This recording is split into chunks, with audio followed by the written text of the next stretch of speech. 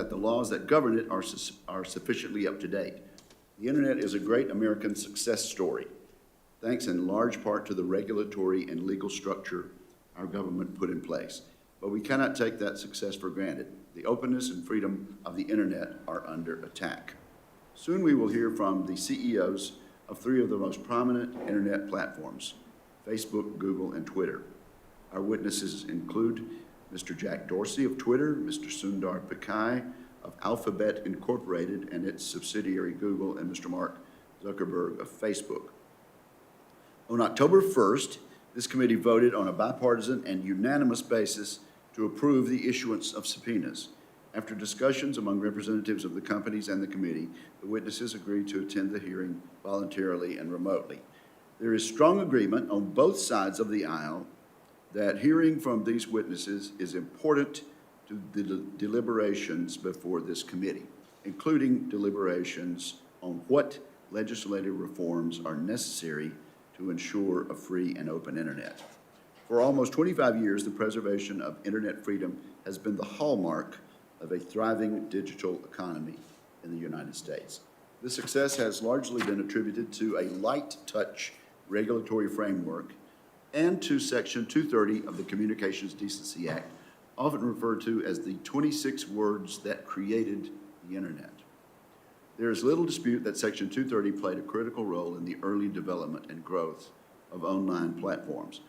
Section 230 gave content providers protection from liability to remove and moderate content that they or their users considered to be, quote, obscene, lewd, lascivious, filthy, excessively violent, harassing, or otherwise objectionable, end quote. This liability shield has been pivotal in protecting online platforms from endless and potentially ruinous lawsuits. But it has also given these internet platforms the ability to control, stifle, and even censor content in whatever manner meets their respective standards. The time has come for that free pass to end. After 24 years of Section 230 being the law of the land, much has changed. The internet is no longer an emerging technology. The companies before us today are no longer scrappy startups operating out of a garage or a dorm room.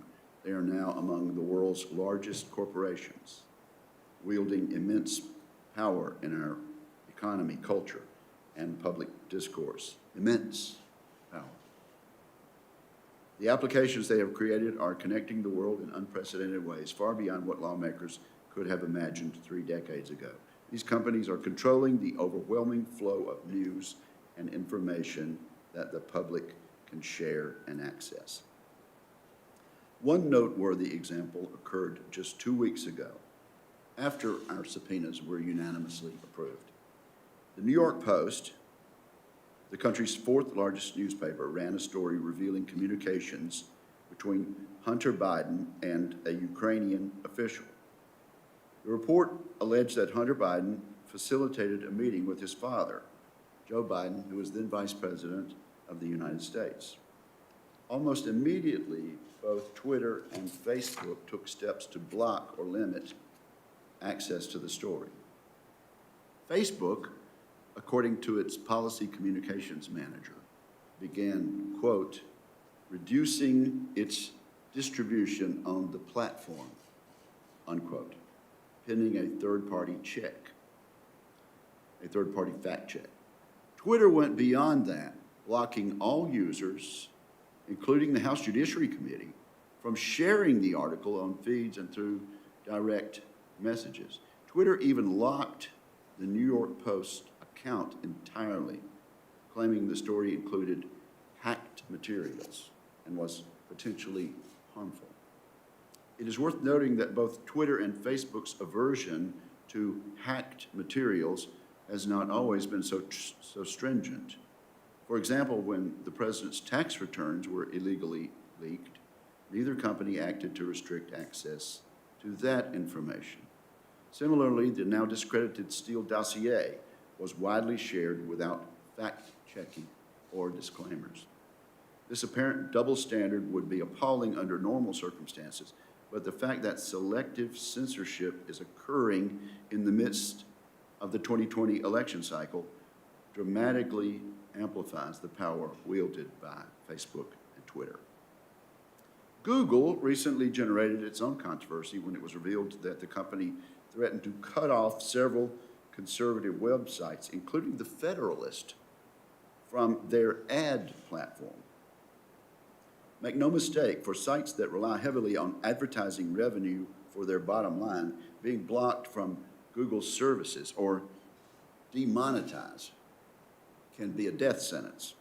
According to Google, the offense of these websites was hosting user-submitted comment sections that included objectionable content. But Google's own platform, YouTube, hosts user-submitted comment sections for every video uploaded. It seems that Google is far more zealous in policing conservative sites than its own YouTube platform for the same types of offensive and outrageous language. It is ironic that when the subject is net neutrality, technology companies, including Facebook, Google, and Twitter, have warned about the grave threat of blocking or throttling the flow of information on the internet. Meanwhile, these same companies are actively blocking and throttling the distribution of content on their own platforms and are using protections under Section 30 to do it.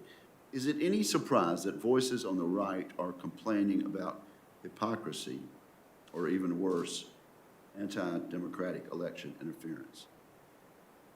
These recent incidents are only the latest in a long trail of censorship and suppression of conservative voices on the internet.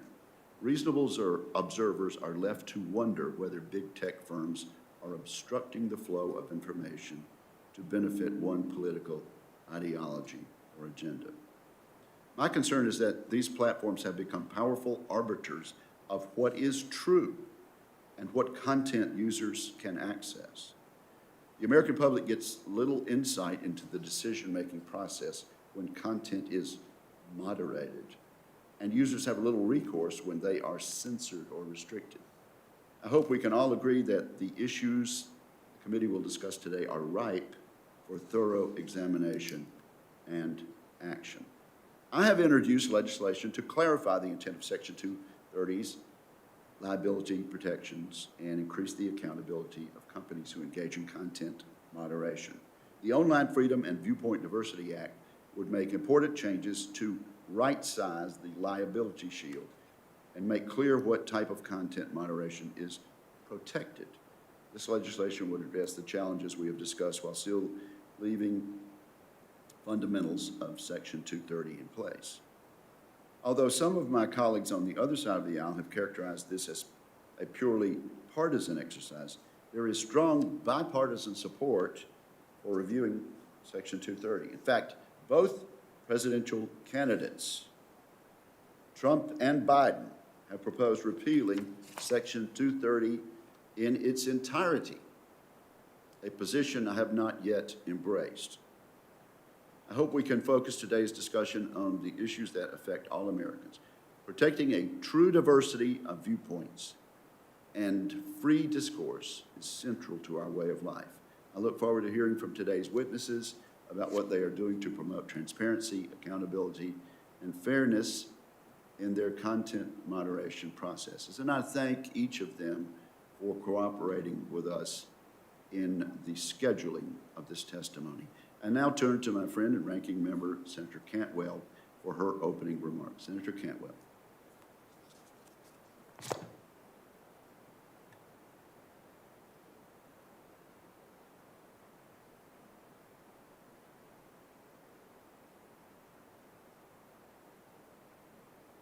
The beautiful state of Washington in my Senate office here in Washington, D.C. Shows the various ecosystems of the state of Washington, which we very much appreciate. I bring that up because just recently the Seattle area was named the #1 STEM economy in the United States. That is the most STEM workforce in the United States of America. So these issues about how we harness the information age to work for us and not against us is something that we deal with every day of the week. and we want to have discussion and discourse. I believe that discussion and discourse today should be broader than just 230. There are issues of privacy that our committee has addressed and issues of how to make sure there is a free and competitive news market. I noticed today we're not calling in the NAB or the Publishers Association, asking them why they haven't printed or reprinted information that you allude to in your testimony that you wish was more broadly distributed. To have the competition in the news market is to have a diversity of voices and diversity of opinion. And in my report just recently released, we show that true competition really does help perfect information, both for our economy and for the health of our democracy. So I do look forward to discussing these issues today. What I do not want today's hearing to be is a chilling effect on the very important aspects of making sure that hate speech or misinformation related to health and public safety are allowed to remain on the internet.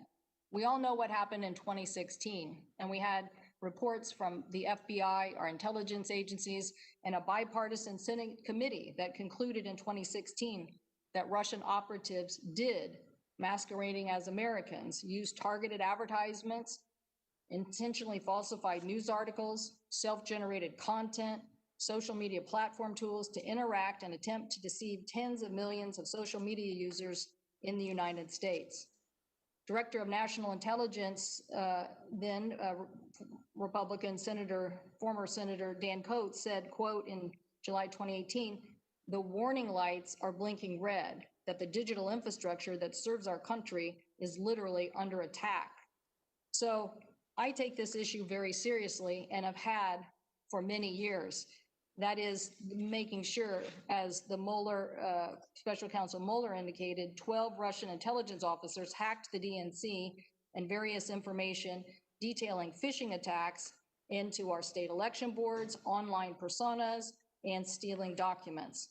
So when we had a subcommittee hearing and former Bush Homeland Security Director Michael Chertoff testified, I asked him point blank, because there were some of our colleagues who were saying, you know what, everybody does election interference. So I asked him if election interference was something that we did or should be encouraging.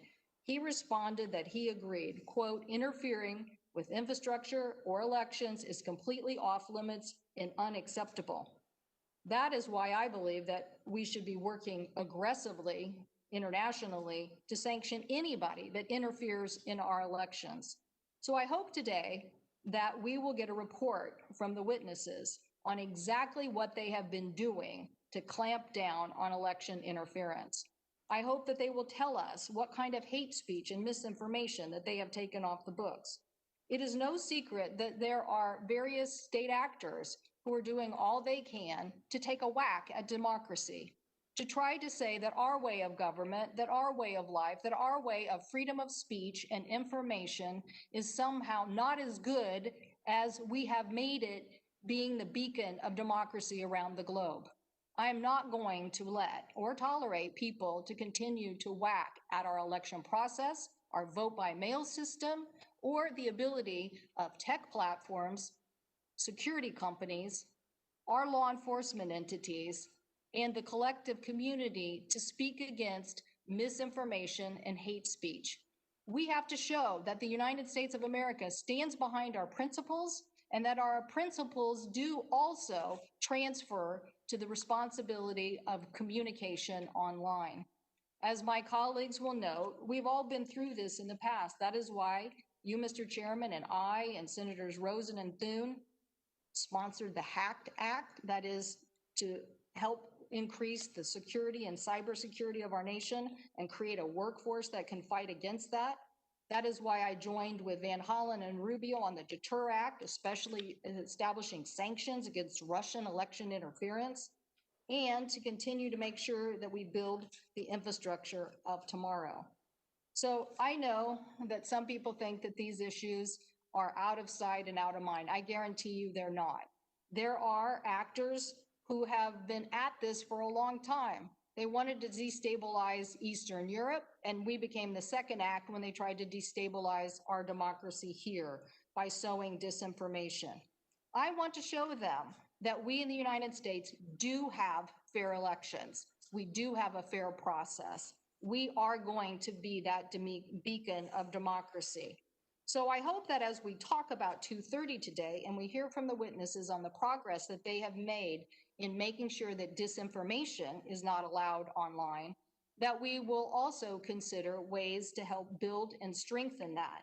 That is to say, as some of those who are testifying today, what can we do on transparency, on reporting, on analysis? And yes, I think you're going to hear a lot about algorithms today, and the kind of oversight that we all want to make sure that we can continue to have a diversity of voices in the United States of America, both online and offline. I do want to say, though, Mr. Chairman, I am concerned about the vertical nature of news and information. Today, I expect to ask the witnesses about the fact that I believe they create a choke point for local news.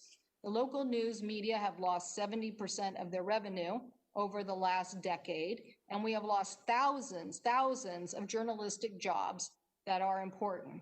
It was even amazing to me that the sequence of events yesterday had me being interviewed by someone at a newspaper who was funded by a joint group of the Knight Foundation and probably Facebook funds to interview me about the fact that the news media and broadcast has fallen on such a decline because of loss of revenue as they've made the transition to the digital age. Somehow we have to come together to show that the diversity of voices that local news represent need to be dealt with fairly when it comes to the advertising market, and that too much control in the advertising market puts a foot on their ability to continue to move forward and grow in the digital age. Just as other forms of media have made the transition, and yes, still making the transition, we want to have a very healthy and dynamic news media across the United States of America. So I plan to ask the witnesses today about that. I wish we had time to go into depth on privacy and privacy issues, but Mr. Chairman, you know, and so does Senator Thune and other colleagues of the committee on my side, how important it is that we protect American consumers on privacy issues. That we're not done with this work, that there is much to do to bring consensus in the United States on this important issue. And I hope that as we do have time or in the follow-up to these questions, that we can ask the witnesses about that today. But make no mistake, gentlemen, thank you for joining us. But this is probably one of many conversations that we will have about all of these issues. But again, let's harness the information age as you are doing, but let's also make sure that consumers are fairly treated and that we are making it work for all of us to guarantee our privacy, our diversity of voices, and upholding our democratic principles and the fact that we, the United States of America, stand for freedom of information and freedom of the press. Thank you. Thank you, Senator Cantwell, and certainly you're correct that this will not be the last hearing with regard to this subject matter, and I also appreciate you mentioning your concerns, which I share, about local journalism. At this point, we are about to receive testimony from our witnesses. Before we begin that, let me remind members that today's hearing will provide senators with 7-minute rounds, with a round of 7-minute questioning rather than the usual 5 minutes that we have done in the past.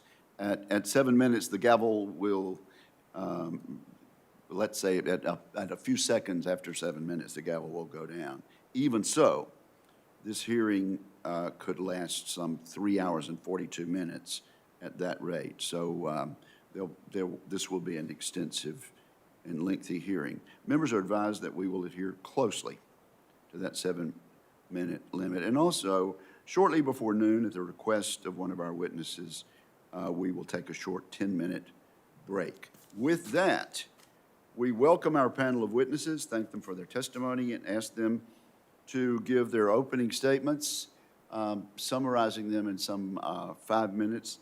The entire statement will be added at this point in the record, and we will begin with Mr. Jack Dorsey of Twitter. Sir, are you here? Do you hear us, and do we have contact with you? Yes, can you hear me? Yes, yes. So thank you for being with us, and you are now recognized for 5 minutes, sir. Okay, thank you, members of the Commerce Committee, for the opportunity to speak with the American people about Twitter and Section 230. My remarks will be brief so we can get to questions. Section 230 is the most important law protecting internet speech, and removing Section 230 will remove speech from the internet. Section 230 gave internet services two important tools. The first provides immunity from liability for users' content. The second provides Good Samaritan protections for content moderation and removal, even of constitutionally protected speech, as long as it's done in good faith. That concept of good faith is what's being challenged by many of you today. Some of you don't trust we're acting in good faith. That's the problem I want to focus on solving. How do services like Twitter earn your trust? How do we ensure more choice in the market if we don't? There are three solutions we'd like to propose to address the concerns raised, all focused on services that decide to moderate or remove content. They could be expansions to Section 230, new legislative frameworks, or a commitment to industry-wide self-regulation best practices. The first is requiring a services moderation process to be published. How are cases reported and reviewed? How are decisions made? What tools are used to enforce? Publishing answers to questions like these will make our process more robust and accountable to the people we serve. The second is requiring a straightforward process to appeal decisions made by humans or by algorithms. This ensures people can let us know when we don't get it right, so that we can fix any mistakes and make our processes better in the future. And finally, much of the content people see today is determined by algorithms, with very little visibility into how they choose what they show. We took a first step in making this more transparent by building a button to turn off our home timeline algorithms. It's a good start, but we're inspired by the market approach suggested by Dr. Stephen Wolfram before this committee in June 2019. Enabling people to choose algorithms created by third parties to rank and filter their content is an incredibly energizing idea that's in reach. Requiring 1, moderation process and practices to be published, 2, a straightforward process to appeal decisions, and 3, best efforts around algorithmic choice are suggestions to address the concerns we all have going forward. And they're all achievable in short order. It's critical as we consider these solutions, we optimize for new startups and independent developers. Doing so ensures a level playing field that increases the probability of competing ideas to help solve problems. We mustn't entrench the largest companies any further. Thank you for the time, and I look forward to a productive discussion to dig into these and other ideas. Thank you very much, Mr. Dorsey. We now call on Mr. Sundar Pichai. You are recognized for 5 minutes, sir. Chairman Wicker, Ranking Member Cantwell, and distinguished members of the committee, thank you for the opportunity to appear before you today. The internet has been a powerful force for good over the past 3 decades. It has radically improved access to information, whether it's connecting Americans to jobs, getting critical updates to people in times of crisis, or helping a parent find answers to questions like, how can I get my baby to sleep through the night? At the same time, people everywhere can use their voices to share new perspectives, express themselves, and reach broader audiences than ever before. Whether you're a barber in Mississippi or a home renovator in Indiana, you can share a video and build a global fan base and a successful business right from your living room. In this way, the internet has been one of the world's most important equalizers. Information can be shared and knowledge can flow from anyone to anywhere. The same low barriers to entry also make it possible for bad actors to cause harm. As a company whose mission is to organize the world's information and make it universally accessible and useful, Google is deeply conscious of both the opportunities and risks the internet creates. I'm proud that Google's information services like search, Gmail, Maps, and Photos provide thousands of dollars a year in value to the average American for free. We feel a deep responsibility to keep the people who use our products safe and secure, and have long invested in innovative tools to prevent abuse of our services. When it comes to privacy, we are committed to keeping your information safe, treating it responsibly, and putting you in control. We continue to make privacy improvements, like the changes I announced earlier this year to keep less data by default, and support the creation of comprehensive federal privacy laws. We are equally committed to protecting the quality and integrity of information on our platforms and supporting our democracy in a nonpartisan way.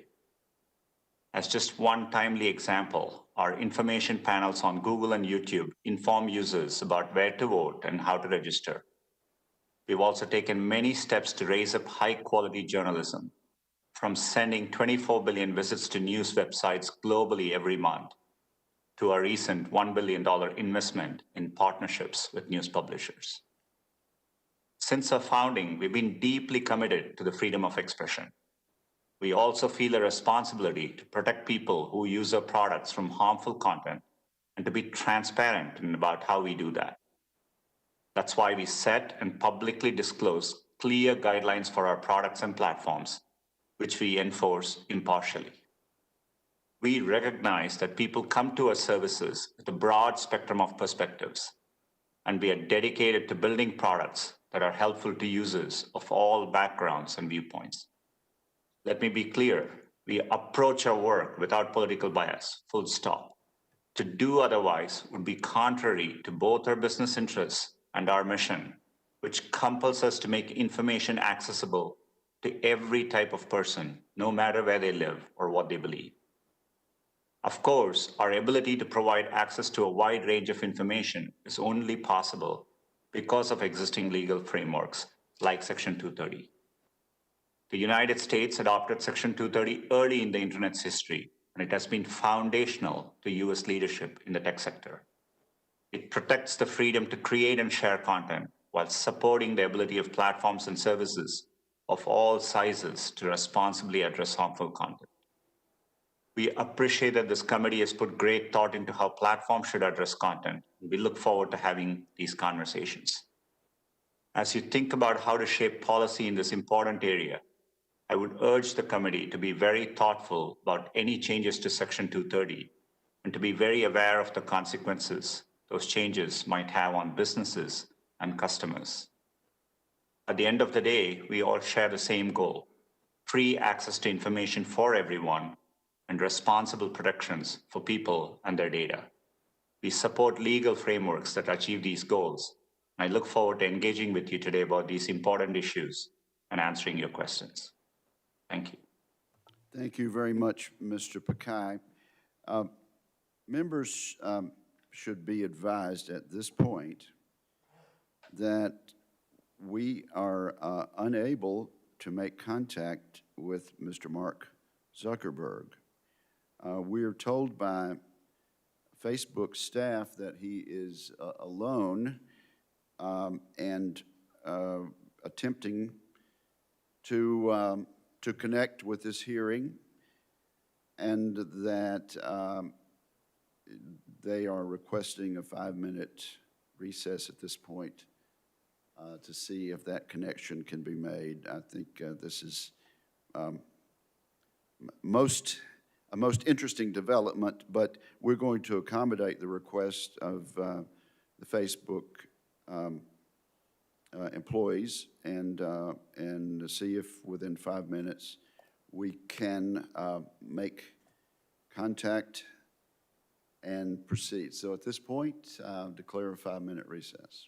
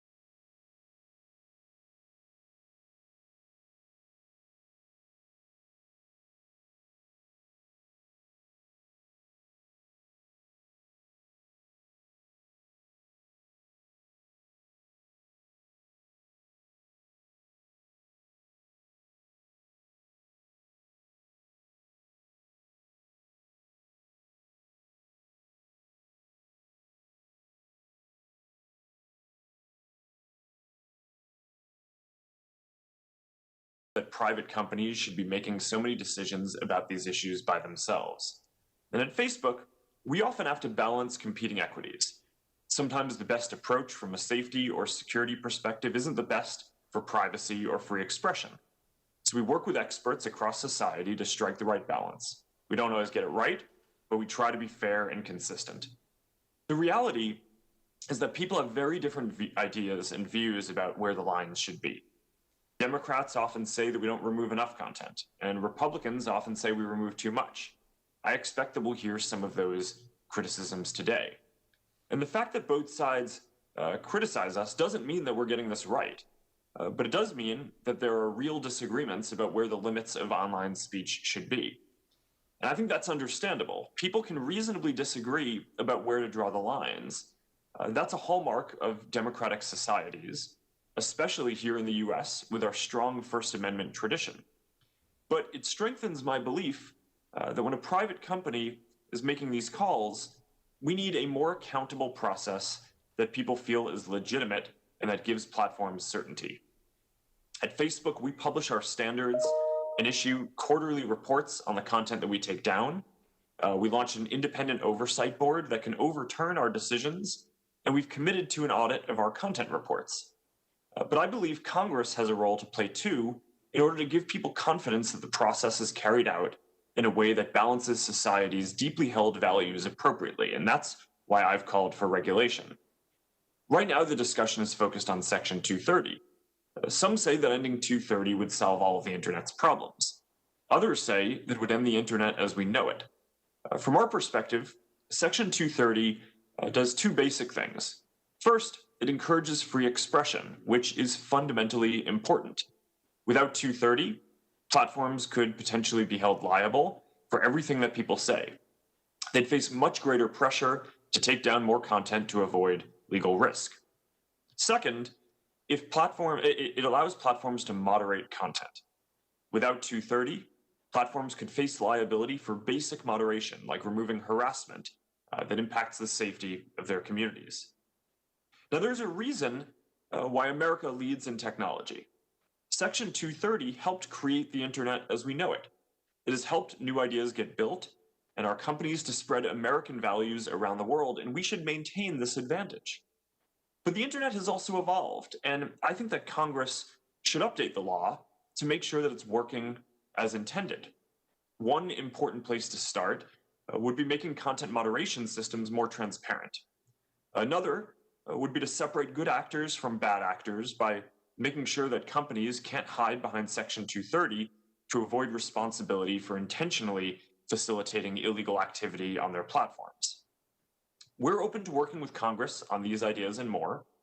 I hope the changes that you make will ring true to the spirit and intent of 230. There are consequential choices to make here, and it's important that we don't prevent the next generation of ideas from being built. Now, although this hearing is about content policy, I also want to cover our election preparedness work. Voting ends in 6 days. We're in the midst of a pandemic, and there are ongoing threats to the integrity of this election. Since 2016, Facebook has made major investments to stop foreign interference. We've hired more than 35,000 people to work on safety and security. We've disrupted more than 100 networks coming from Russia, Iran, and China, and more that were misleading people about who they are and what they're doing, including 3 just this week. This is an extraordinary election, and we've updated our policies to reflect that. We're showing people reliable information about voting and results, and we've strengthened our ads and misinformation policies. We're also running the largest voting information campaign in US history. We estimate that we've helped more than 4.4 million people register to vote, and 100,000 people volunteer to be poll workers. Candidates on both sides continue to use our platforms to reach voters. And people are rightly focused on the role that technology companies play in our elections. I'm proud of the work that we've done to support our democracy.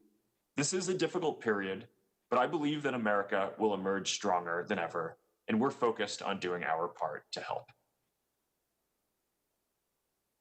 Well, thank you very much, Mr. Zuckerberg, and thanks to all of our witnesses. We will now, I think we're supposed to set the clock to 7 minutes, and I see 5 minutes up there, but somehow we'll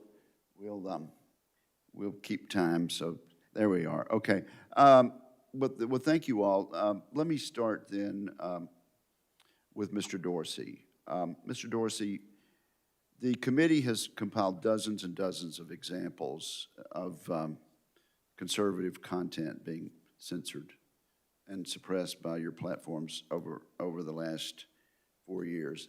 I entered these examples into the record on October 1st when the committee voted unanimously to issue the subpoenas. And thank you all three again for working with us on the scheduling, alleviating the necessity for actually exercising the subpoenas.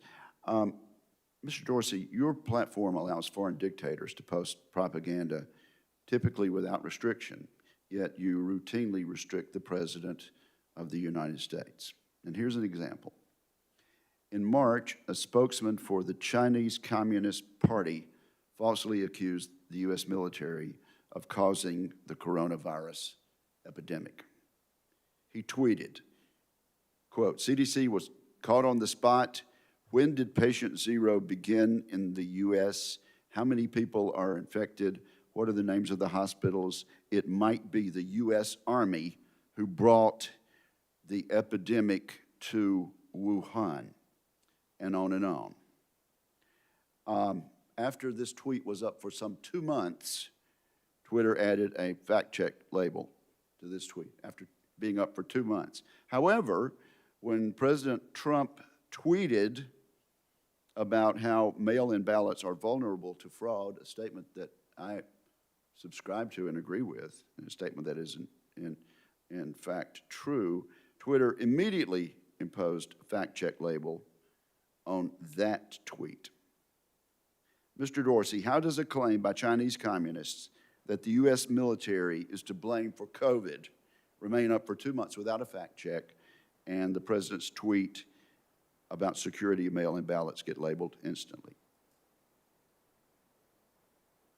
Well, first and foremost, as you mentioned, we did label that tweet.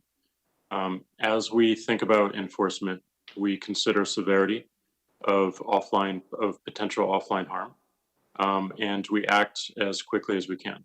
We have taken action against tweets from world leaders all around the world, including the president. And we did take action on that tweet because we saw it. We saw the confusion it might encourage, and we labeled it accordingly. And the goal with our labeling— You're speaking of the president's tweet. Yes. Okay. The goal of our labeling is to provide more context, to connect the dots so that people can have more information so they can make decisions for themselves. We've created these policies recently. We are enforcing them. There are certainly things that we can do much faster, but generally we believe that the policy was enforced in a timely manner and in the right regard. And yet, you seem to have no objection to a tweet by the Chinese Communist Party saying the U.S. Army brought the epidemic to Wuhan. Well, we did, and we labeled that tweet, providing took more you 2 information. months to do so, is that correct? I'm not sure of the exact time frame, but we can get back to you on that. So you're going to get back to us as to how a tweet from the Chinese Communist Party falsely accusing the U.S. military of causing the coronavirus epidemic was left up for 2 months with no comment from Twitter, while the President of the United States making a statement about being careful about about ballot security with the mail was labeled immediately. I have a tweet here from Mr. Ajit Pai. Mr. Ajit Pai is the chairman of the Federal Communications Commission, and he recounts some 4 tweets by the Iranian dictator, Ayatollah Ali Khamenei, which Twitter did not place a public label on. They, all four of them glorify violence. The first tweet says this, and I quote each time, "The Zionist regime is a deadly, cancerous growth and a detriment to the region. It will undoubtedly be uprooted and destroyed." That's the first tweet. The second tweet, "The only remedy until the removal of the Zionist regime is firm armed resistance." Again, left up without comment by Twitter. The third, "The struggle to free Palestine is jihad in the way of God." I quote that in part for the sake of time. And number four, "We will support and assist any nation or any group anywhere who opposes and fights the Zionist regime." I would simply point out that these tweets are still up, Mr. Dorsey. And how is it that they are acceptable to be there? I'll ask unanimous consent to enter this tweet from Ajit Pai in the record at this point. That'll be done without objection. How, Mr. Dorsey, is that acceptable based on your policies at Twitter? Well, we believe it's important for everyone to hear from global leaders. And we have policies around world leaders. We want to make sure that we are respecting their right to speak and to publish what they need. But if there is a violation of our terms of service, we want to label it. They're still up. Do they violate your terms of service, Mr. Dorsey? We did not find those to violate our terms of service because we considered them saber rattling, which is part of the speech of world leaders in concert with other countries. Speech against our own people or a country's own citizens, we believe is different and can cause more immediate harm. Very, very telling information, Mr. Dorsey. Thank you very much. Senator Cantwell, you are recognized. I think I'm deferring to our colleague, Senator Peters, just because of timing and situation for him. All right, Senator Peters, are you there? I am here. Sir, I am here. You are recognized for 7 minutes. Well, thank you, Mr. Chairman. And Ranking Member Cantwell, appreciate your deferral to me. I certainly appreciate that consideration a great deal. Also want to thank each of our panelists here today for coming forward and being a witness, and appreciate all of you accommodating your schedule so that we could have this hearing. My first question is for Mr. Zuckerberg, and I want to start off by saying how much I appreciated our opportunity last night to speak at length on a number of issues. And as I told you last night, I appreciate the Facebook's efforts to assist law enforcement to disrupt a plot to kidnap and then to hold a sham trial and kill our governor, Governor Whitmer. The individuals in that case apparently used Facebook for a broad recruiting effort, but then they actually planned the specifics of that operation off of your platform. My question is, when users reach the level of radicalization that violates your community standards, you often will ban those groups and you then drive them off to other platforms. Those platforms tend to have less transparency and oversight. But the issue that I'd like you to address is for those individuals that remain on your platform, they're often far down the path of radicalization, but they are definitely looking for an outlet. And I understand that Facebook has recently adopted a strategy to redirect users who are searching, for example, for election misinformation. But it doesn't seem that that policy applies to budding violent extremists. Mr. Zuckerberg, do you believe that the platform your platform has a responsibility to off-ramp users who are on the path to radicalization by violent extremist groups? Senator, thanks for the question. I think this is very important. And my understanding is that we actually do a little of what you're talking about here. If people are searching for And I think, for example, white supremacist organizations, of which we ban those, we treat them as terrorist organizations. Not only are we not going to show that content, but I think we try to, where we can, highlight information that would be helpful, and I think we try to work with experts on that. I can follow up and get you more information on the scope of those activities and when we invoke that. But I certainly agree with the spirit of the question that this is a good idea and something that we should continue pursuing and perhaps expand. Well, I appreciate those comments. I'm the ranking member on Senate Homeland Security Committee, and what we're seeing is a rise of violent extremist groups, which is very troubling. And certainly we need to work very closely with you as to how do we disrupt this kind of radicalization, especially folks that are using your platform. So I appreciate the opportunity to work further. And as we talked about last night, you asserted that Facebook is proactively working with law enforcement now to disrupt some of these real world violent attempts that stem from some of that activity that originated your platform. Could you tell me specifically how many threats that you have proactively referred to local or state law enforcement prior to being approached for a preservation request? Senator, I don't know the number off the top of my head, so I can follow up with you on that. But it is increasingly common that our systems are able to detect when there's potential issues. And over the last 4 years in particular, we've built closer partnerships with law enforcement and the intelligence community to be able to share those kind of signals. So we're doing more of that, including in the case that you mentioned before around the attempted kidnapping of Governor Whitmer. We identified that as a signal to the FBI. I think it was about 6 months ago when we started seeing some suspicious activity on our platform, and there's certainly that's part of our routine and how we operate. Well, Mr. Zuckerberg, discovery tools and recommendation algorithms that your platforms use does serve up potentially extremist content based on the user profiles of folks.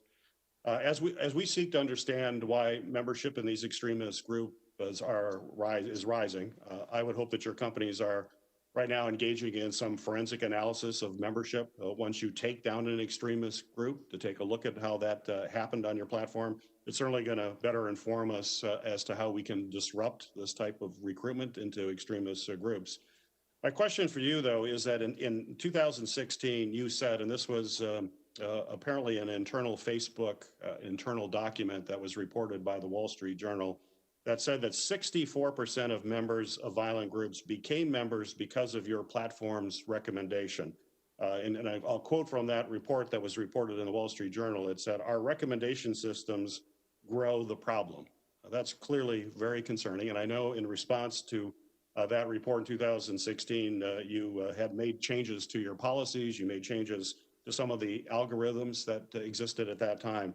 My question is, have you seen a reduction in your platform's facilitation of extremist group recruitment since those policies were changed? Senator, I'm not familiar with that specific study, but I agree with the concern, and making sure that our recommendation systems for what groups people are given the opportunity to join is certainly one important vector for addressing this issue. And we've taken a number of steps here, including disqualifying groups from being included in our recommendation system at all if they routinely are being used to share misinformation, or if they have content violations, or a number of other criteria. So I'm quite focused on this. I agree with where you're going with that question. I don't have any data today on the real world impact of that yet, but I think that addressing this upstream is very important. So I appreciate you agreeing with that and that we need more data. Is it that you don't have the data just at the top of your head, or that it doesn't exist? Well, Senator, certainly the former, and potentially the latter as well. I think it probably takes some time after we make these changes to be able to measure the impact of it. and I'm not aware of what studies are going on into this. This seems like the type of thing that one would want not just internal Facebook researchers to work on, but also potentially a collaboration with independent academics as well. Thank you, Mr. Zuckerberg, and thank you, Senator Peters. Senator Gardner has also asked to go out of order, and Senator Thune has graciously deferred to him. So, Senator Gardner, you are recognized for 7 minutes, sir. Well, thank you, Mr. Chairman, and thank you, Senator Thune, for sharing your time, or at least deferring your time to me. And thank you, Mr. Zuckerberg, Mr. Puche, thank you very much, and Mr. Dorsey, thank you for being here. Mr. Dorsey, I'm going to direct these first questions to you. Mr. Dorsey, do you believe the Holocaust really happened, yes or no? Yes. So you would agree that someone who says the Holocaust may not have happened is spreading misinformation, yes or no? Yes. I appreciate your answers on this, but they surprise me and probably a lot of other Coloradans and Americans. After all, Iran's Ayatollah has done exactly this, questioning the Holocaust. And yet his tweets remain unflagged on Twitter's platform. You and I agree that moderating your platform makes sense in certain respects. We don't want the next terrorist finding inspiration on Twitter or any platform for that matter. But you've also decided to moderate certain content from influential world leaders, and I'd like to understand your decisions to do so a little bit better. Can you name any other instance of Twitter hiding or deleting a tweet from heads of state? Not off the top of my head, but we have many examples across world leaders around the world. Would you be willing to provide a list of those? Absolutely. I know that we agree content moderation can have certain upsides like combating terrorism, but Twitter has chosen to approach content moderation from the standpoint of combating misinformation as well. So it's strange to me that you've flagged the tweets from the president, but haven't hidden the Ayatollah's tweets on Holocaust denial or calls to wipe Israel off the map. And that you can't recall off the top of your head hidden or deleted tweets from other world leaders. I would appreciate that list. I think it's important that we all hear that. So that brings my next question to the front. Does Twitter maintain a formal list of certain accounts that you actively monitor for misinformation?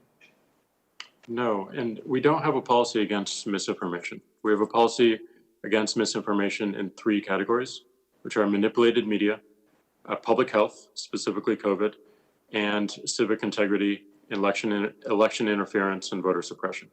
That is all we have policy on for misleading information. We do not have policy or enforcement for any other types of misleading information that you're mentioning. So somebody denying the murder of millions of people or instigating violence against a country as a head of state is not categorically falling in any of those 3 misinformation or other categories Twitter has? Not misinformation, but we do have other policies around incitement to violence, which may, some of the tweets that you mentioned or the examples that you're mentioning may fall afoul of. But for misleading information, we're focused on those 3 categories only. So somebody who denies the Holocaust has happened is not misinformation? It's misleading information, but we don't have a policy against that type of misleading information. Millions of people died, and that's not a violation of Twitter. It's, again, I just don't understand how you can label a president of the United States. Have you ever taken a tweet down from the Ayatollah? I believe we have, but we can get back to you on it. We've certainly labeled tweets, and I believe we have taken one down as well. You know, if you said you do not have a list, is that correct? You do not maintain a list? We don't maintain a list of accounts we watch. We look for reports and issues brought to us, and then we weigh it against our policy and enforce if needed. You look for reports from your employees or from the from the people using the service. Right, and then they turn that over to your board of review. Is that correct? Well, so in some cases algorithms take action. In other cases, humans do. In some cases, it's a pairing of the 2.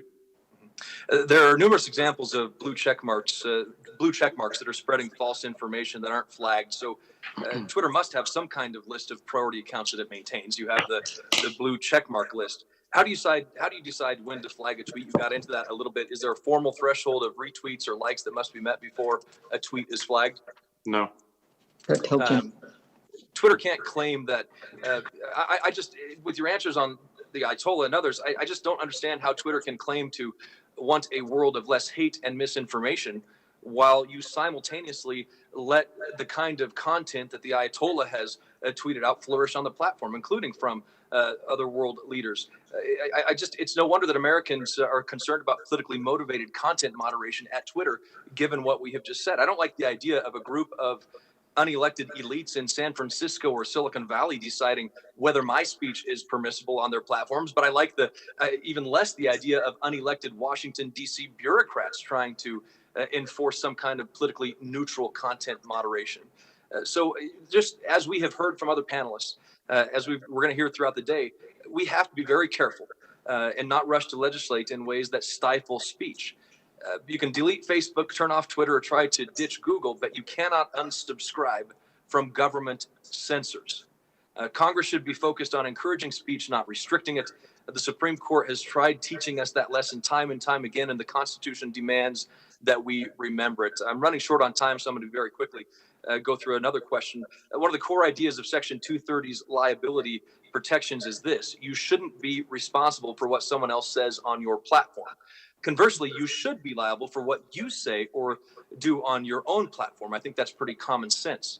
But courts have not always agreed with this approach. Even Rep. Chris Cox opined in a recent Wall Street Journal op-ed that Section 230 has sometimes been interpreted by courts more broadly than I expected. For example, allowing some websites to escape liability for content they helped create. Mr. Zuckerberg, I have a simple question for you and each of the panelists today quickly. To be clear, I'm not talking about technical tools or operating the platform itself here. I'm purely talking about content. Do you agree that internet platforms should be held liable for the specific content that you yourself create on your own platforms? Yes or no? Very quickly. Senator, I think that is reasonable. Yes or no, Mr. Dorsey? If Twitter creates specific content, should Twitter be liable for that content? It's reasonable as well. Mr. Piche, same question to you. Yes or no, should Google be liable for the specific content that it creates?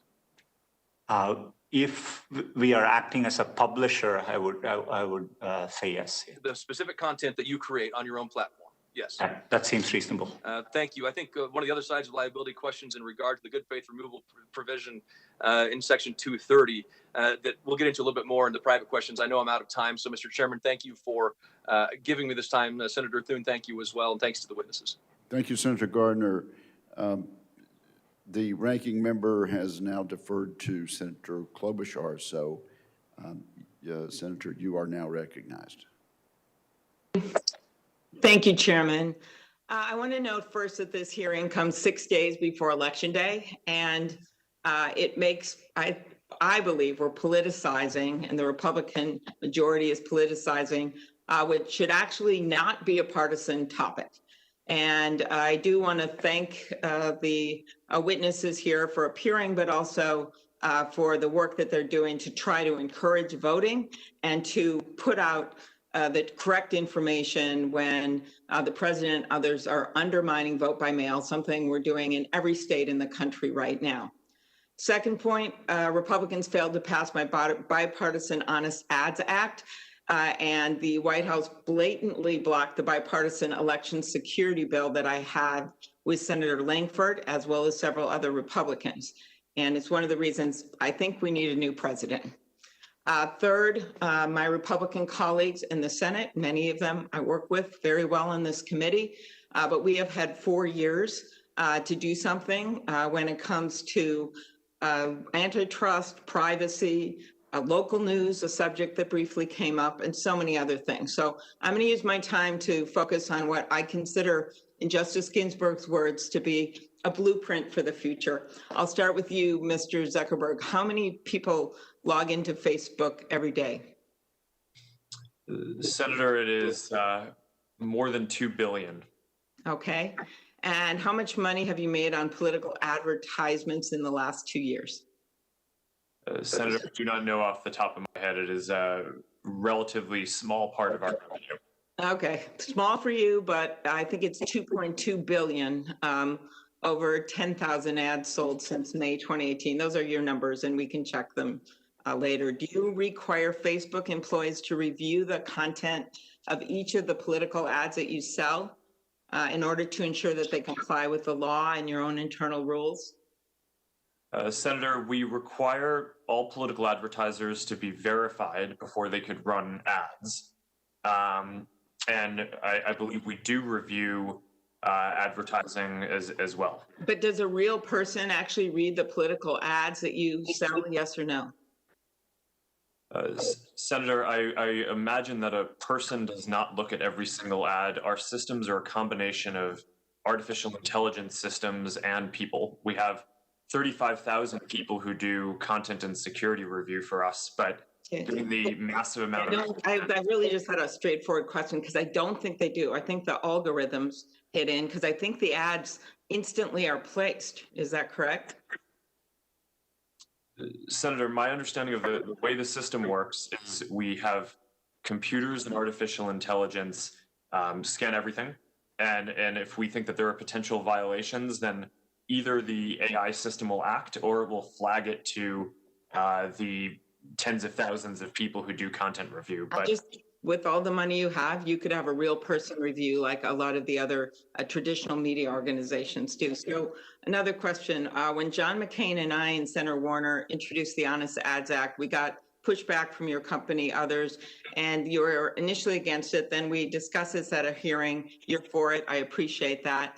And have you spent any of the money? I know you spent the most money, Facebook spent the most money ever lobbying last year. Have you spent any of the money trying to change or block the bill? Senator, no.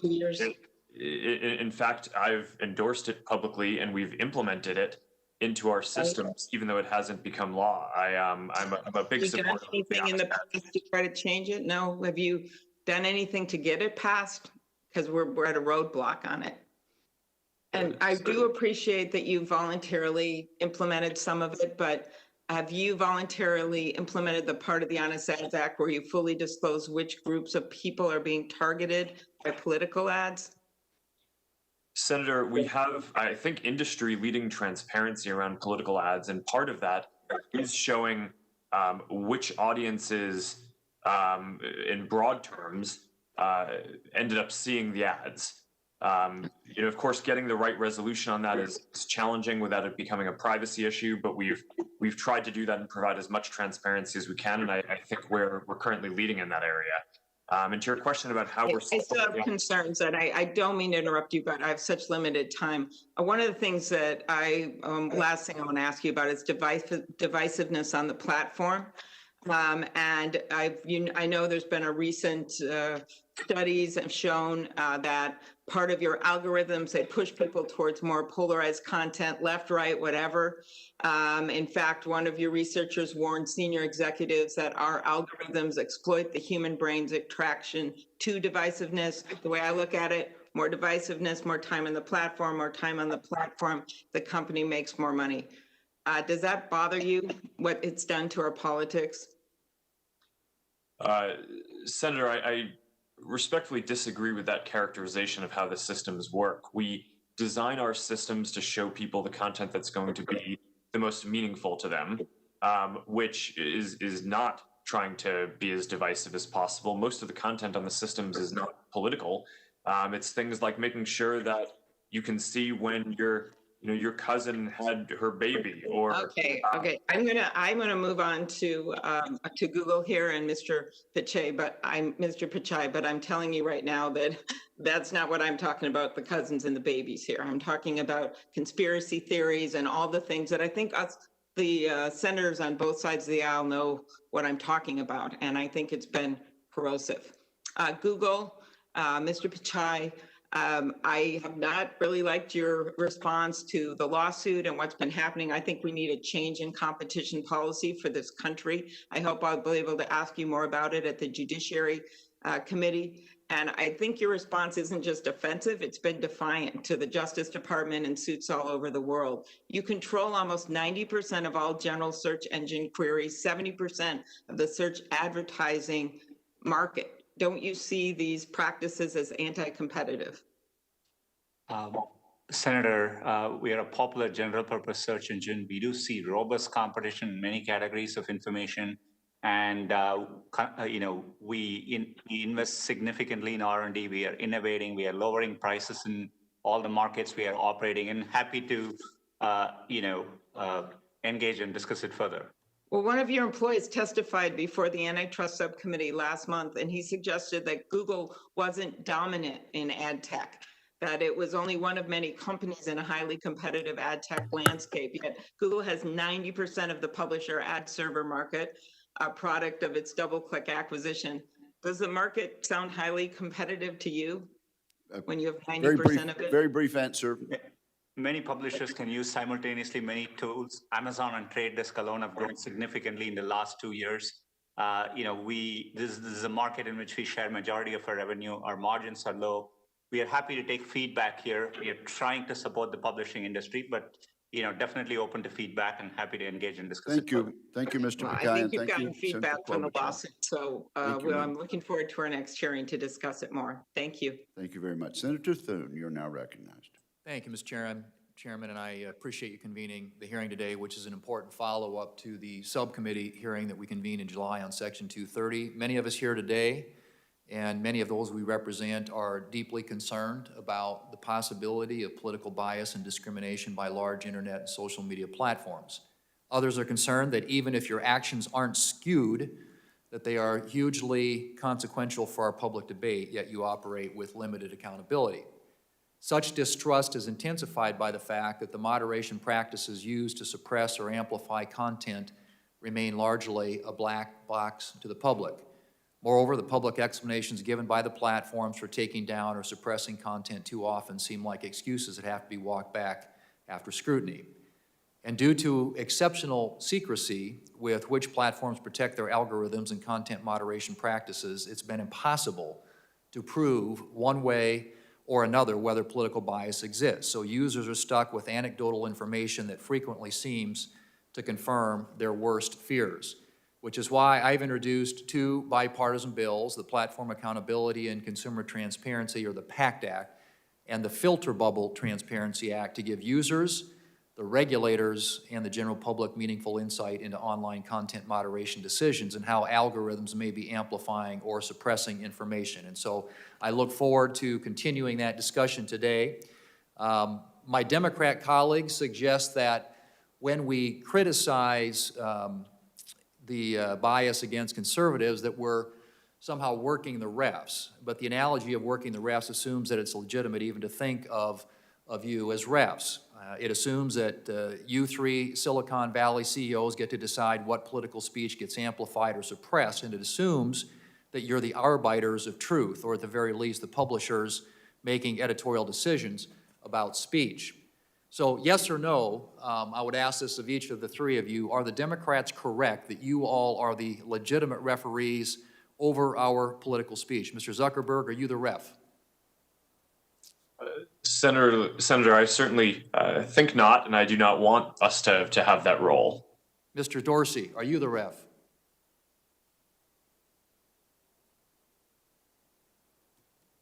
No. Mr. Pashai, are you the ref? Senator, I do think we make content moderation decisions, but we are transparent about it, and we do it to protect users. But we really believe and support maximizing freedom of expression. I'll take that as 3 no's, and I agree with that. You are not the referees of our political speech. That's why all 3 of you have to be more transparent and fair with your content moderation policies and your content selection algorithms, because at the moment, it is, as I said, largely a black box. There's real mistrust among the American people about whether you're being fair or transparent. And this extends to concerns about the kinds of amplification and suppression decisions your platforms may make on Election Day and during the post-election period if the results of the election are too close to call. And so I just want to underscore again for my Democratic friends who keep using this really bad referee analogy Google, Facebook, and Twitter are not the referees over our democracy. Now, second question, the PACT Act, which I referenced earlier, includes provisions to give users due process and an explanation when content they post is removed. So this is, again, a yes or no question. Do you agree that users should be entitled to due process and an explanation when content they post has been taken down? Mr. Zuckerberg.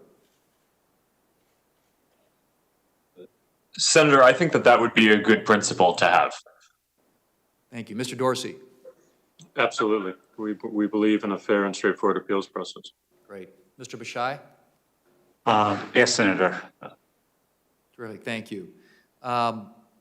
Zuckerberg, Mr. Dorsey, your platforms knowingly suppressed or limited the visibility of this New York Post article about the content on Hunter Biden's abandoned laptop. Many in the country are justifiably concerned how often the suppression of major newspaper articles occurs online.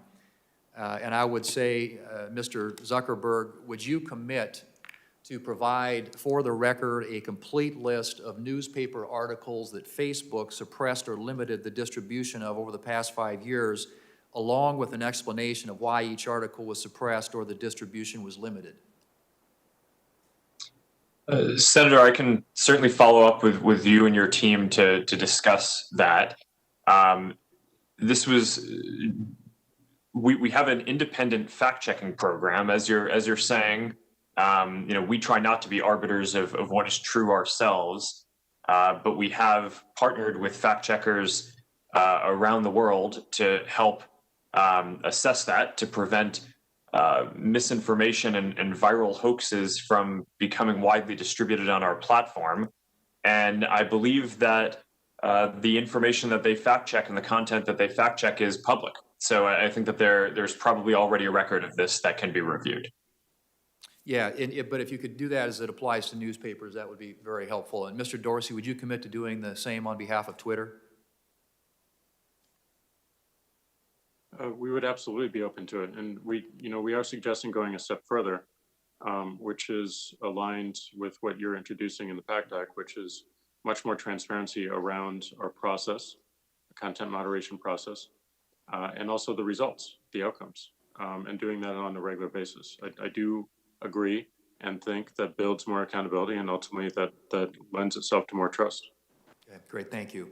All right, very quickly, I don't have a lot of time either, but I often hear from conservative and religious Americans who look at the public statements of your companies, the geographic concentration of your companies, and the political donations of your employees, which often are in the 80 to 90% to Democrat politicians. And you can see why this lack of ideological diversity among the executives and employees of your company could be problematic and may be contributing to some of the distrust among conservatives and Republican users. And so I guess the question that I would ask is, and Mr. Zuckerberg, my understanding is that the person that's in charge of election integrity and security at Facebook is a former Joe Biden staffer.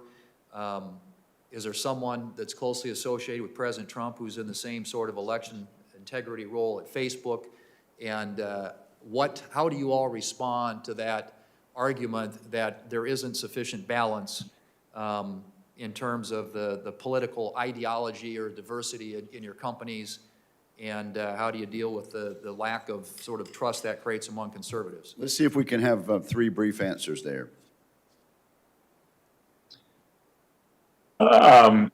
Senator, I think having balance is valuable, and we try to do that. I'm not aware of the example that you say of someone in charge of this process who worked for Biden in the past. So we can follow up on that if that's right. Follow up on the record for the rest of this answer, please, Mr. Zuckerberg. Thank you.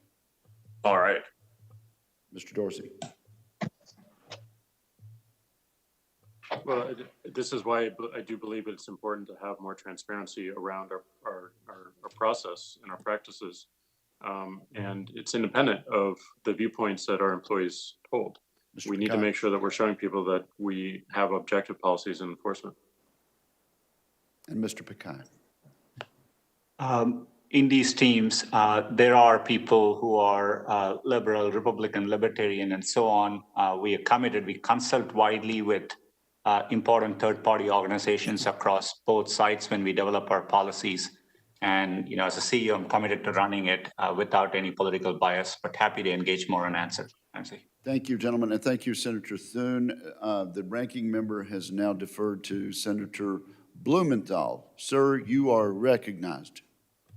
Thanks, Mr. Chairman, and thank you to the ranking member. I want to begin by associating myself with the very thoughtful comments made by the ranking member as to the need for broader consideration of issues of privacy and competition and local news. They are vitally important.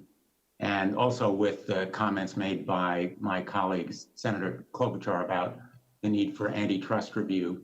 And I assume we'll be examining some of these topics in November before the Judiciary Committee. I've been an advocate of reform of Section 230 for literally 15 years. When I was Attorney General of the state of Connecticut, I raised this issue of the absolute immunity that no longer seems appropriate. So I really welcome the bipartisan consensus that we're seeing now, that there needs to be constructive review. But frankly, I am appalled that my Republican colleagues are holding this hearing literally days before an election when they seem to want to bully and browbeat the platforms here to try to tilt them toward President Trump's favor. The timing seems inexplicable, except to game the ref in effect. I recognize the referee analogy is not completely exact, but that's exactly what they're trying to do, namely to bully and browbeat these platforms to favor President Trump's tweets and posts. And frankly, President Trump has broken all the norms, and he has put on your platforms potentially dangerous and lethal misinformation and disinformation. I'm going to hold up one of them. This one, as you can see, pertains to COVID. We have learned to live with it, he says, just like we are learning to live with COVID, talking about the flu. We have learned to live with it. In most populations, far less lethal. He has said that children, I would say almost definitely, but almost immune from this disease. He has said about the elections, big problems and discrepancies with mail-in ballots all over the USA, must have final total on November 3rd. Fortunately, the platforms are acting to label or take down these kinds of posts, but my Republican colleagues have been silent. They've lost their phones or their voices, and the platforms, in my view, have.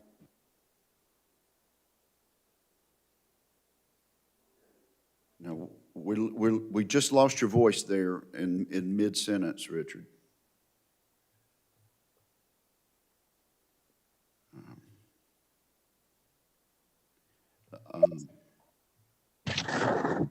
Let's suspend for just a minute till we get. I hope you can hear me now. There we are. Okay, we can hear you now, Senator Blumenthal.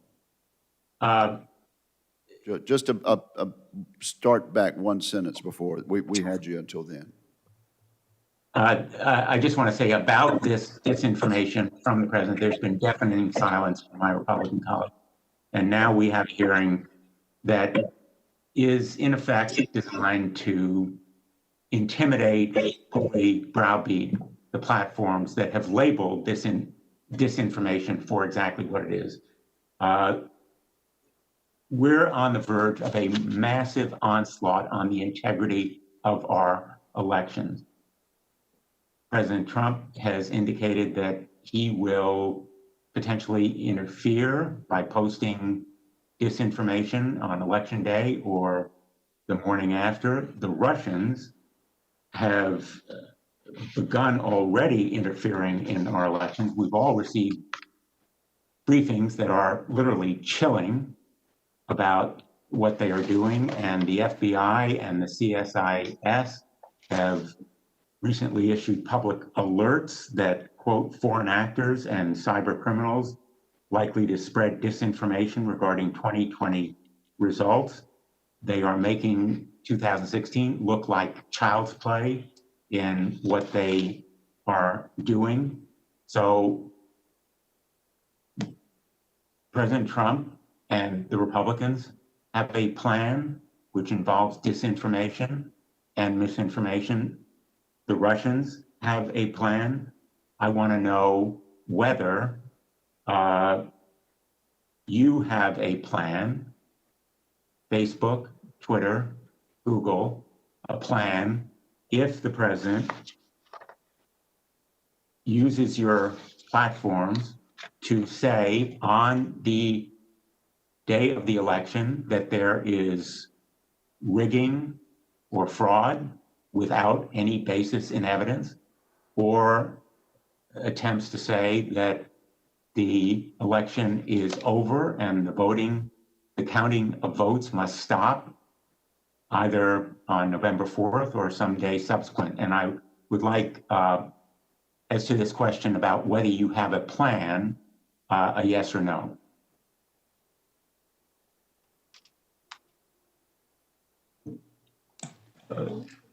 Senator, I can start.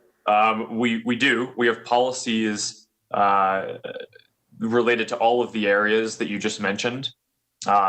Candidates or campaigns trying to delegitimize methods of voting or the election, candidates trying to prematurely declare victory, and candidates trying to spread voter suppression material that is misleading about how, when, or where to vote.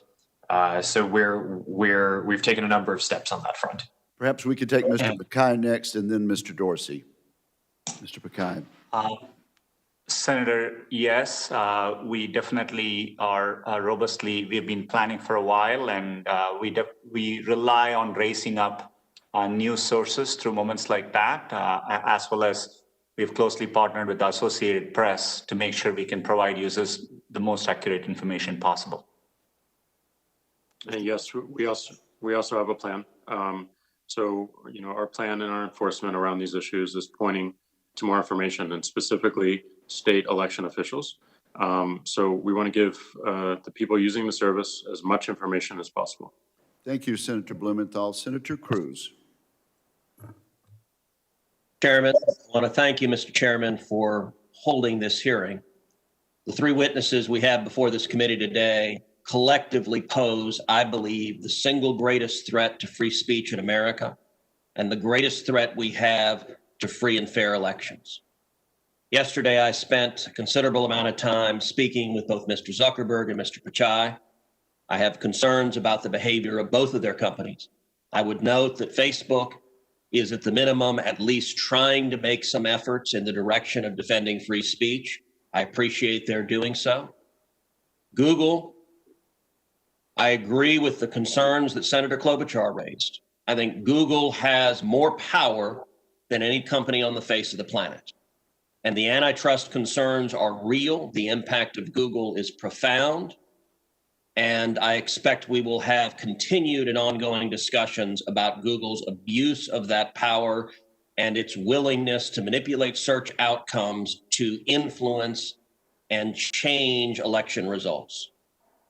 But today, I want to focus my questioning on Mr. Dorsey and on Twitter. Because of the three players before us, I think Twitter's conduct has by far been the most egregious. Mr. Dorsey, does Twitter have the ability to influence elections? No. You don't believe Twitter has any ability to influence elections? No, we are one part of a broad spectrum of communication channels that people have. So you're testifying to this committee right now that Twitter, when it silences people, when it censors people, when it blocks political speech, that has no impact on elections? People have choice of other communication channels with which. Not if they don't hear information. If you don't think you have the power to influence elections, why do you block anything?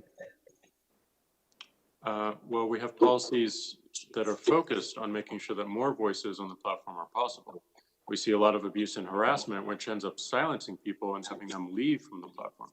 All right, Mr. Dorsey, I find your opening questions, your opening answers absurd on their face. But let's talk about the last 2 weeks in particular. As you know, I have long been concerned about Twitter's pattern of censoring and silencing individual Americans with whom Twitter disagrees. But 2 weeks ago, Twitter, and to a lesser extent, Facebook, crossed a threshold that is fundamental in our country. 2 weeks ago, Twitter made the unilateral decision to censor the New York Post in a series of 2 blockbuster articles, both alleging evidence of corruption against Joe Biden, the first concerning Ukraine, the second concerning communist China. And Twitter made the decision, number one, to prevent users, any user, from sharing those stories. And number two, you went even further and blocked the New York Post from sharing on Twitter its own reporting. Why did Twitter make the decision to censor the New York Post? We had a hack materials policy that we. When was that policy adopted? In 2018, I believe. In 2018, go ahead. What was the policy? So the policy is around limiting the spread of materials that are hacked. We didn't want Twitter to be a distributor for hack materials. We found that the New York Post, because it showed the direct materials, screenshots of the direct materials, and it was unclear how those were attained, that it fell under this policy. Now, so in your view, if it's unclear the source of a document, and in this instance, the New York Post documented what it said the source was, which it said it was a laptop owned by Hunter Biden that had been turned into a repair store.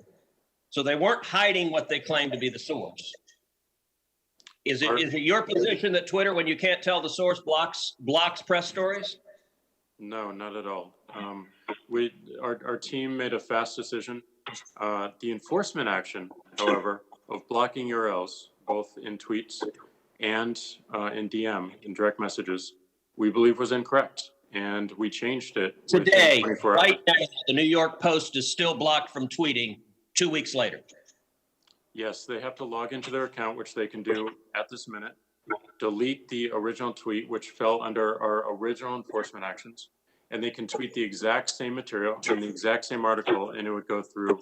So, Mr. Dorsey, your ability is you have the power to force a media outlet. Let's be clear. The New York Post isn't just some random guy tweeting. The New York Post has the 4th highest circulation of any newspaper in America. The New York Post is over 200 years old. The New York Post was founded by Alexander Hamilton. And your position is that you can sit in Silicon Valley and demand of the media that you can tell them what stories they can publish, and you can tell the American people what reporting they can hear. Is that right? No, this was a, every person, every account, every organization that signs up to Twitter agrees to a terms of service. Terms of service is so published. Media outlets must genuflect and obey your dictates if they wish to be able to communicate with readers. Is that right? No, not at all. We recognized an error in this policy, and specifically the enforcement. You're still blocking their posts. You're still blocking their posts. Right now, today, you're blocking their posts. We're not blocking the post. Anyone can tweet. Can the New York Post post on their Twitter account? If they go into their account. No is your answer to that. No, unless they genuflect and agree with your dictates. Let me ask you something.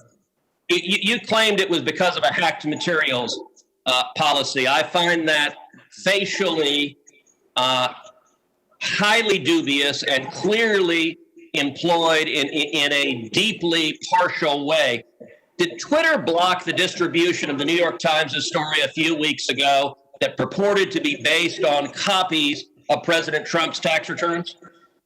We didn't find that a violation of our terms of service and this policy in particular because it was reporting about the material. It wasn't distributing the material. Okay, well, that's actually not true. They posted what they purported to be original source materials, and federal law, federal statute makes it a crime, a federal felony, to distribute someone's tax returns against their knowledge. So that material was based on something that was distributed in violation of federal law, and yet Twitter gleefully allowed people to circulate that. But when the article was critical of Joe Biden, Twitter engaged in rampant censorship and silencing.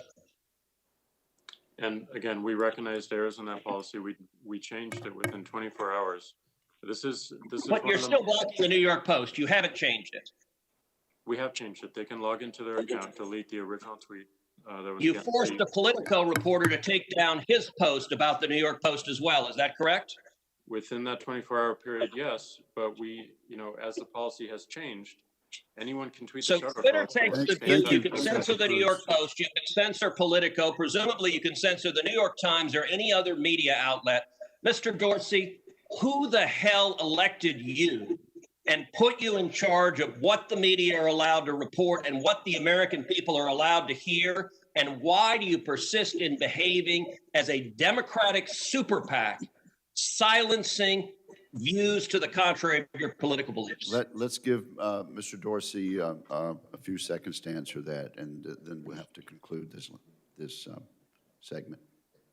Well, we're not doing that, and this is why I opened this hearing with calls for more transparency. We realize we need to earn trust more. We realize that more accountability is needed to show our intentions and to show the outcomes.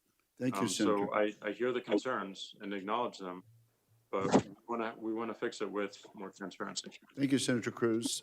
The ranking member has deferred now to Senator Schatz, who joins us remotely. Sir, you are recognized. Thank you, Mr. Chairman. Thank you, ranking member. This is an unusual hearing at an unusual time. I have never seen a hearing so close to an election on any topic, let alone on something that is so obviously a violation of our obligation under the law and the rules of the Senate to stay out of electioneering. We never do this, and there is a very good reason that we don't haul people before us to yell at them for not doing our bidding during an election. It is a misuse of taxpayer dollars. What's happening here is a scar on this committee and the United States Senate.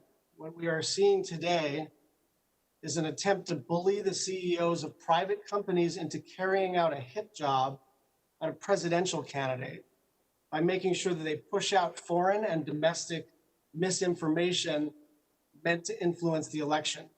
To our witnesses today, you and other tech leaders need to stand up to this immoral behavior. The truth is that because some of my colleagues accuse you, your companies, and your employees of being biased or liberal, you have institutionally bent over backwards and overcompensated. You've hired Republican operatives, hosted private dinners with Republican leaders, and in contravention of your terms of service, given special dispensation to right-wing voices and even throttled progressive journalism. Simply put, the Republicans have been successful in this play. And so during one of the most consequential elections in American history, my colleagues are trying to run this play again, and it is an embarrassment. I have plenty of questions for the witnesses on Section 230, on antitrust, on privacy, on anti-Semitism, on their relationship with journalism, but we have to call this hearing what it is. It's a sham. And so for the first time in my 8 years in the United States Senate, I'm not going to use my time to ask any questions because this is nonsense. And it's not going to work this time. This play my colleagues are running did not start today. And it's not just happening here in the Senate. It is a coordinated effort by Republicans across the government. Last May, President Trump issued an executive order designed to narrow the protections of Section 230 to discourage platforms from engaging in content moderation on their own sites. After it was issued, President Trump started tweeting that Section 230 should be repealed as if he understands Section 230. In the last 6 months, President Trump has tweeted repeal Section 230 5 times, in addition to other tweets in which he's threatened the tech companies. A few weeks later, President Trump withdrew the nomination of FCC Commissioner Mike O'Reilly. Republican Commissioner O'Reilly questioned the FCC's authority to regulate under Section 230, and the statute is not unclear on this.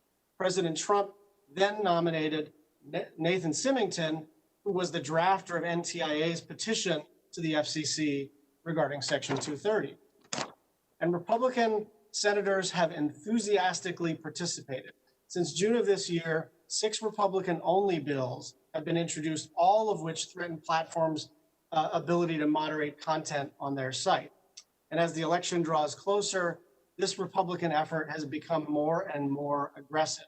September 23rd, DOJ unveiled its own Section 230 draft legislation that would narrow the protections under the current law and discourage platforms from moderating content on their own site.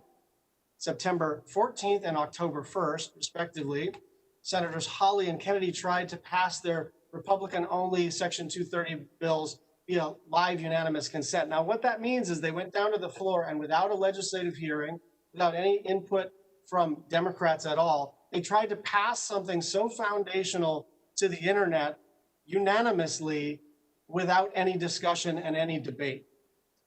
On the same day as Senator Kennedy's UC attempt, Senator Wicker forced the Commerce Committee, without any discussion or negotiation beforehand, to vote on subpoenaing the CEOs of Twitter, Facebook, and Google to testify. That's why we're here today. 2 weeks later, on October 14th, Justice Clarence Thomas, on his own, issued a statement that appeared to support the narrowing of the court's interpretation on Section 230. The very next day, the FCC chairman, Ajit Pai, announced that the FCC would seek to clarify the meaning of Section 230. On that day, Senator Graham announced that the Judiciary Committee would vote to subpoena the tech companies over the content moderation. And the context of this, in addition to everything, is that Senator Cruz is on Maria Bartiromo talking about a blockbuster story from the New York Post. Senator Hawley is on Fox and on the Senate floor. And the Commerce Committee itself is tweeting out a campaign-style video that sort of alarmingly says Hunter Biden's emails, tech censorship. On October 21st, Senator Hawley reattempted to pass his bill on Section 230 via UC, again without going through any committee markup or vote. And on Friday, Senator Graham announced that the CEOs of Facebook and Twitter would testify before the Senate Judiciary Committee on November 17th. This is bullying, and it is for electoral purposes. Do not let the United States Senate bully you into carrying the water for those who want to advance misinformation. And don't let the specter of removing Section 230 protections or an amendment to antitrust law or any other kinds of threats cause you to be a party to the subversion of our democracy. I will be glad to participate in good faith bipartisan hearings on these issues when the election is over. But this is not that. Thank you. Thank you, Senator Schatz. Next is Senator Fisher. Thank you, Mr. Chairman. Gentlemen, I'm not here to bully you today, and I am certainly not here to read any kind of political statement right before an election. To me, this hearing is not a sham. I am here to gain some clarity on the policies that you use. I am here to look at your proposals for more transparency, because your platforms have become an integral part of our democratic process for both candidates, but also more importantly for our citizens as well. Your platforms also have enormous power to manipulate user behavior and to direct content and to shape narratives. Mr. Dorsey, I heard your opening statement, I've read it. You also tweeted that the concept of good faith is what's being challenged by many of you here today. Some of you don't trust we're acting in good faith. That's the problem I want to focus on solving. So Mr. Dorsey, why should we trust you with so much power? In other words, why shouldn't we regulate you more? Well, the suggestions we're making around more transparency is how we want to build that trust. We do agree that we should be publishing more of our practice of content moderation. We've made decisions to moderate content. We've made decisions to moderate content to make sure that we are enabling as many voices on our platform as possible. And I acknowledge and completely agree with the concerns that it feels like a black box, and anything that we can do to bring transparency to it, including publishing our policies, our practices, answering very simple questions around how content is moderated, and then doing what we can around the growing trend of algorithms moderating more of this content. As I said, this one is a tough one to actually bring transparency to. Explainability in AI is a field of research, but it is far out. And I think a better opportunity is giving people more choice around the algorithms they use, including people to turn off the algorithms completely, which is what we're attempting to do. So right, but you can understand the concerns that people have when they see that what many consider you're making value judgments on what's going to be on your platforms. You say users can report content and then you take action, but certainly you can understand that people are very concerned. They're very worried about what they see as manipulation on your part. And to say you're going to have more transparency and yeah, that's, sir, I would say with respect, I don't think that's enough just to say you're going to have that transparency there and you're not influencing people, because as any time a free press is blocked on both sides. What we would view in the political world as both sides here, when views aren't able to be expressed, that does have a huge amount of influence.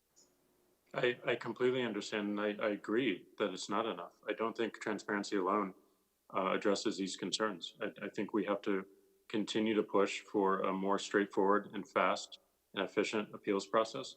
And I do believe we need to look deeply at algorithms and how they're used and how people have choice on how to use those algorithms or whether they use them. But ultimately, somebody makes a decision. Where does the buck stop? With the algorithms? You know, where does the buck stop? Who's going to make a value judgment? Because in my opinion, it is a value judgment. Well, ultimately, I'm accountable to all the decisions that the company makes, but we want to make sure that we're providing clear frameworks that are objective and that can be tested, and that we have multiple checkpoints associated with them so that we can learn quickly if we're doing something in error. And when your company amplifies some content over others, is it fair for you to have legal protections for your actions? We believe so.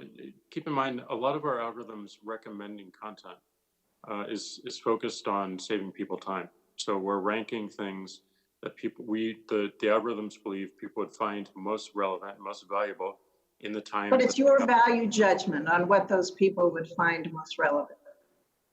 No, it's not a value judgment. It's based on engagement metrics. It's based on who you follow. It's based on activity you take on the network.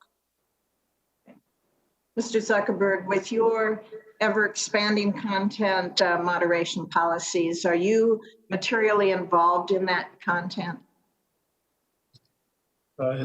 Senator, yes, I spend a meaningful amount of time on making sure that we get our content policies and enforcement right. Okay, thank you.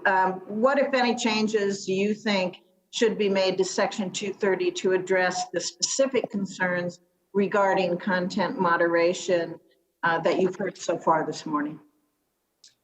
Senator, I would outline a couple. First, I agree with Jack that increasing transparency into the content moderation process would be an important step for building trust and accountability. One thing that we already do at Facebook is every quarter we issue a transparency report where for each of the 20 or so categories of harmful content that we are trying to address, so terrorism, child exploitation, incitement of violence, pornography, different types of content, we issue a report on how we're doing, what the prevalence of that content is on our network, and what percent of it our systems are able to take down before someone even has to report it to us. And what the precision is, and and basically how accurate our systems are at dealing with it, and getting to the point where everyone across the industry is reporting on a baseline like that, I think would be valuable for people to have these discussions, not just about anecdotes of, okay, I saw a piece of content and I'm not necessarily sure I agree with how that was moderated. It would allow the conversation to move to data so that way we can understand how these platforms are performing overall and hold them accountable. Thank you. At issue with your answer, I think, would be the time involved, that it wouldn't be an immediate response to have that conversation, as you call it. I hope that all three of you gentlemen can answer that question in written questions. So my time is up. Thank you, Mr. Chair. Thank you, Senator Fisher. I appreciate that. We are going to take now Senator Cantwell's questioning, after which we are going to accommodate our witnesses with a 5-minute recess. So, Senator Cantwell, you are recognized. Thank you, Mr. Chairman. Can you hear me? Surely can. And can you see me this time? We can now see you, yes. Okay. Well, thank you, Mr. Chairman. And this is such an important hearing. I agree with many of the statements my colleagues have had, that this hearing didn't need to take place at this moment, that the important discussion about how we keep a thriving internet economy and how we continue to make sure that hate speech and misinformation is taken down from the web is something that would probably better been done in January than now. But here we are today, and we've heard some astounding things that I definitely must refute. First of all, I'm not going to take lightly anybody who tries to undermine mail-in voting. Mail-in voting in the United States of America is safe. The state of Washington, the state of Oregon have been doing it for years. There is nothing wrong with our mail-in system. So I think that there'll be secretaries of state, there'll be our law enforcement agencies who've worked hard with state election officials, and others who will be talking about how this process works and how we're going to fight to protect it. I'm also going to not demean an organization just because they happen to be headquartered in the state of Washington or to have business there. That somebody claims that just because the geography of a company somehow makes it uber political for one side of the aisle or another, I seriously doubt. I know that because I see many of you coming to the state of Washington for Republican fundraisers with these officials. I know you know darn well that there are plenty of Republicans that work in high-tech firms. So the notion that somehow these people are crossing the aisle because of something and creating censorship, the notion that free speech is about the ability to say things, and it doesn't take, well, maybe we need to have a history lesson from high school again, but yes, free speech means that people can make outrageous statements about their beliefs. So I think that the CEOs are telling us here what their process is for taking down healthcare information that's in fact, that's not true, that is a threat to the public, and information that is a threat to our democracy. That is what they're talking about. So I want to make it clear that this hearing could have happened at a later date, and I don't appreciate the misinformation that is coming across today that is trying to undermine our election process. It is safe.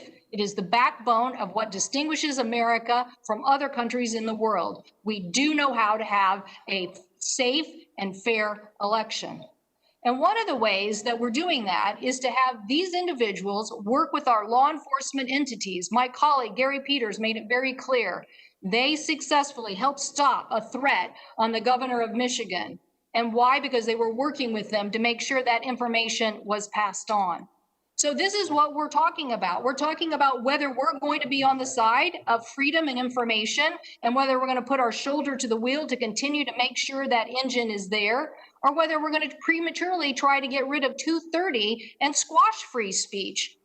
And so I want to make sure that we continue to move forward. So Mr. Zuckerberg, I'd like to turn to you, because there was a time where there was great concern about what happened in Myanmar, about the government using information against a Muslim minority, and you took action and reformed the system. And just recently, in September, Facebook and Twitter announced they had suspended networks accounts linked to various organizations and for use of techniques laundering Russian-backed websites, accounts, and derisive propaganda that we associated with state-run attempts to interfere in our elections. So could you please, Mr. Zuckerberg, talk about what you are doing to make sure state-run entities don't interfere in U.S. elections? Yes, thank you, Senator. Since 2016, we've been building up some very sophisticated systems to make sure that we can stop foreign interference in elections, not just in the US, but all around the world. And a lot of this involves building up AI systems to identify when clusters of accounts aren't behaving in the way that a normal person would. They're behaving as fake accounts in some coordinated way.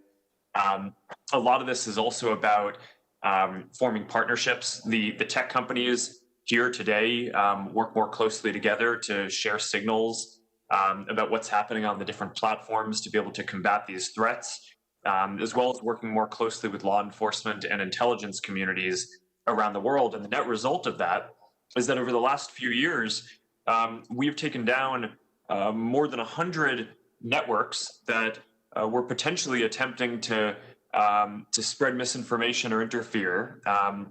A lot of them were coming from Russia or Iran, a growing number from China as well. And at this point, I'm proud that our company and as well as the others in the industry, I think, have built systems that are very effective at this. We can't stop countries like Russia from trying to interfere in an election. Only the U.S. government can really push back and with the appropriate leverage to do that. But we have built up systems to make sure that we can identify much faster when they're attempting to do that. And I think that should give the American people a good amount of confidence leading into this election. And is it true that those entities are trying to find domestic sources to help with that misinformation? Senator, yes, the tactics of these different governments are certainly evolving, including trying to find people outside of their country. And in some cases, we're seeing domestic interference operations as well. And the systems have had to evolve to be able to identify and take those down as well. Of the 100 or so networks that I just cited that we took down, about half were domestic operations at this point, and that's in various countries around the world, not primarily in the U.S. But this is a global phenomenon that we need to make sure that we continue pushing forward aggressively on. Thank you. Thank you. Mr. Pichai, I'd like to turn to you for a second, because I do want information from Facebook on this point too, but I'd like to turn to you. There's information now from media organizations that it may be as much as 30 to 50% of Google ad revenue that broadcasters and newsprint are losing somewhere between 30 and 50% of their revenue that they could be getting to newspapers and broadcasting, losing it to the formats that Google has as it relates to their platform and ad information. Can you confirm what information you have about this? And do you think that Google is taking ad revenue from these news sources in an unfair way? Senator, it's an important topic. It's a complex topic. I do think journalism, as you rightfully have called attention to it, particularly local journalism, is very important. The internet has been a tremendously disrupting force, and the pandemic has exacerbated it. I'm happy today as Google, I would make the case that we believe in raising news across our products. because we realize the importance of journalism. We send a lot of traffic to news publishers. All the ad technology questions I'm getting asked today, we invest in ad technology, share a majority of revenue back to publishers. We are investing in subscription products. We have committed to $1 billion in new licensing over the next 3 years to news organizations. We have set up local emergency fund through COVID for local journalistic institutions. I can give plenty of examples, but the underlying forces which are impacting the industry, which is the internet, and whether it's Google, if not Google, advertisers are finding alternate sources. Yeah, I don't have a clock on me, so I don't know how much time I have to. You're a Peacock. minute and a half over, but so let's see. Okay, well, I'll just leave it with this, that Mr. Peacock, you hit on the key word, majority. I don't think that you return the majority of the revenue to these broadcast entities. I do think it's a problem. Yes, they've had to make it through the transformation, which is a rocky transformation, but the message from today's hearing is the free press needs to live and be supported by all of us. And we look forward to discussing how we can make sure that they get fair return on their value. Thank you, Mr. Chairman. Thank you, Senator Cantwell. We will now take a 5-minute recess and then we'll begin. Most of our members have not yet had a chance to ask questions. The committee is in recess for 5 minutes.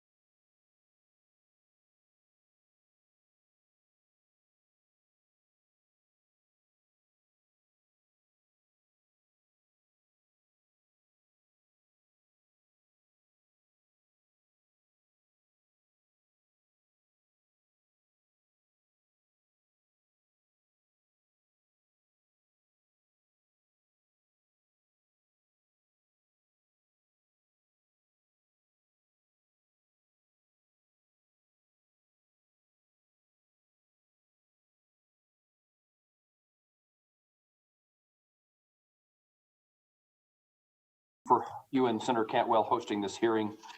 Let me address initially the topic that seems to be primary today, and then if time, data privacy. Let me ask all three witnesses, how much money does your company spend annually on content moderation? How many people work in general in the area of content moderation, including by private contract? Let me just start with those two questions. Ultimately, I also want to ask you, how much money does your company spend in defending lawsuits stemming from user content on the platform? Okay, Mr. Zuckerberg, you want to go first there? Senator, we have more than 35,000 people who work on content and safety review. And I believe our budget is multiple billions of dollars a year on this. I think upwards of $3 or maybe even more $1 billion a year, which is a greater amount in revenue that we're spending on this than the whole revenue of our company was the year before we filed to go public in 2012. Thank you. Senator, we use both a combination of human reviewers and AI moderation systems. We have well over 10,000 reviewers, and we are investing there significantly. And I would again, not sure of the exact numbers, but I would say it's in the order of over $1 billion we spend on these things. Thank you, Mr. Dorsey. I don't have the specific numbers, but we want to maintain agility between the people that we have working on this, and also just building better technology to automate it. So our goal is flexibility here. Let me ask the question again about how much would you estimate that your company is currently spending on defending lawsuits related to user content? In the same order, okay? Senator, I don't know the answer to that off the top of my head, but I can get back to you. Thank you. Senator, we do spend a lot on legal lawsuits, but not sure what of it applies to content-related issues, but happy to follow. Thank you. And I don't have those numbers. Let me use your answers to highlight something that I want to be a topic of our conversation as we debate this legislation. Whatever the numbers are, you indicate that they are significant. It's an enormous amount of money and an enormous amount of employee time, contract labor time in dealing with modification of content. These efforts are expensive, and I would highlight for my colleagues on the committee that they will not be any less expensive, perhaps less in scale, but not less in cost for startups and small businesses. And as we develop our policies in regard to this topic, I want to make certain that entrepreneurship, startup businesses, and small business are considered in what it would cost in their efforts to meet the kind of standards that to operate in this sphere. Let me quickly turn to federal privacy. I chair the Consumer Data Privacy Security Act. We've tried for months, Senator Blumenthal and I, to develop a bipartisan piece of legislation. We were close, but unsuccessful in doing so.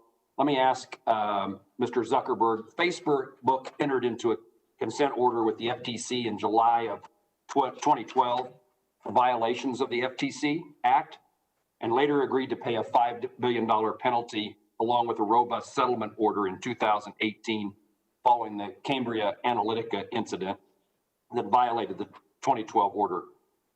My legislation will provide the FTC with first-time civil penalty authority. Do you think this type of enforcement tool for the FTC would better deter unfair and deceptive practices than the current enforcement regime? Senator, I would need to understand it in a little bit more detail before weighing in on this. But I think that the settlement that we have with the FTC, we're going to be setting up an industry-leading privacy program. We have, I think, more than 1,000 engineers working on the privacy program now, and it we're basically implementing a program which is sort of the equivalent of Sarbanes-Oxley's financial regulation around kind of internal auditing and controls around privacy and protecting people's data as well. So I think that settlement will be quite effective in ensuring that people's data and privacy are protected. Mr. Pichai, Google YouTube's $170 million settlement with the FTC in the state of New York for alleged violations of COPPA involve persistent identifiers. How should federal legislation address persistent identifiers for consumers over the age of 13? Senator, we today have invested, we've done two things as a company. We have invested in one of a kind special product called YouTube Kids, where content can be safe for kids.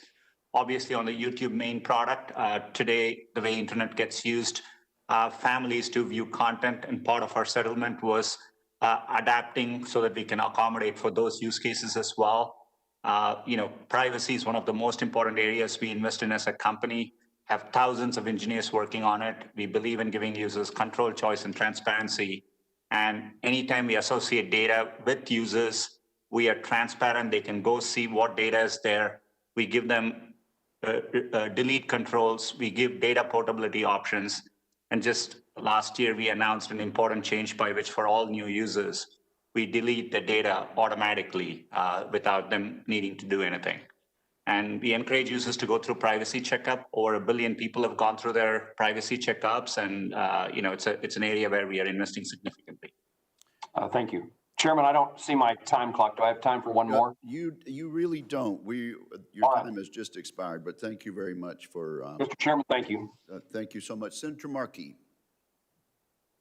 Thank you, Mr. Chairman, very much. Today, Trump, his Republican allies in Congress, and his propaganda parrots on Fox News are peddling a myth.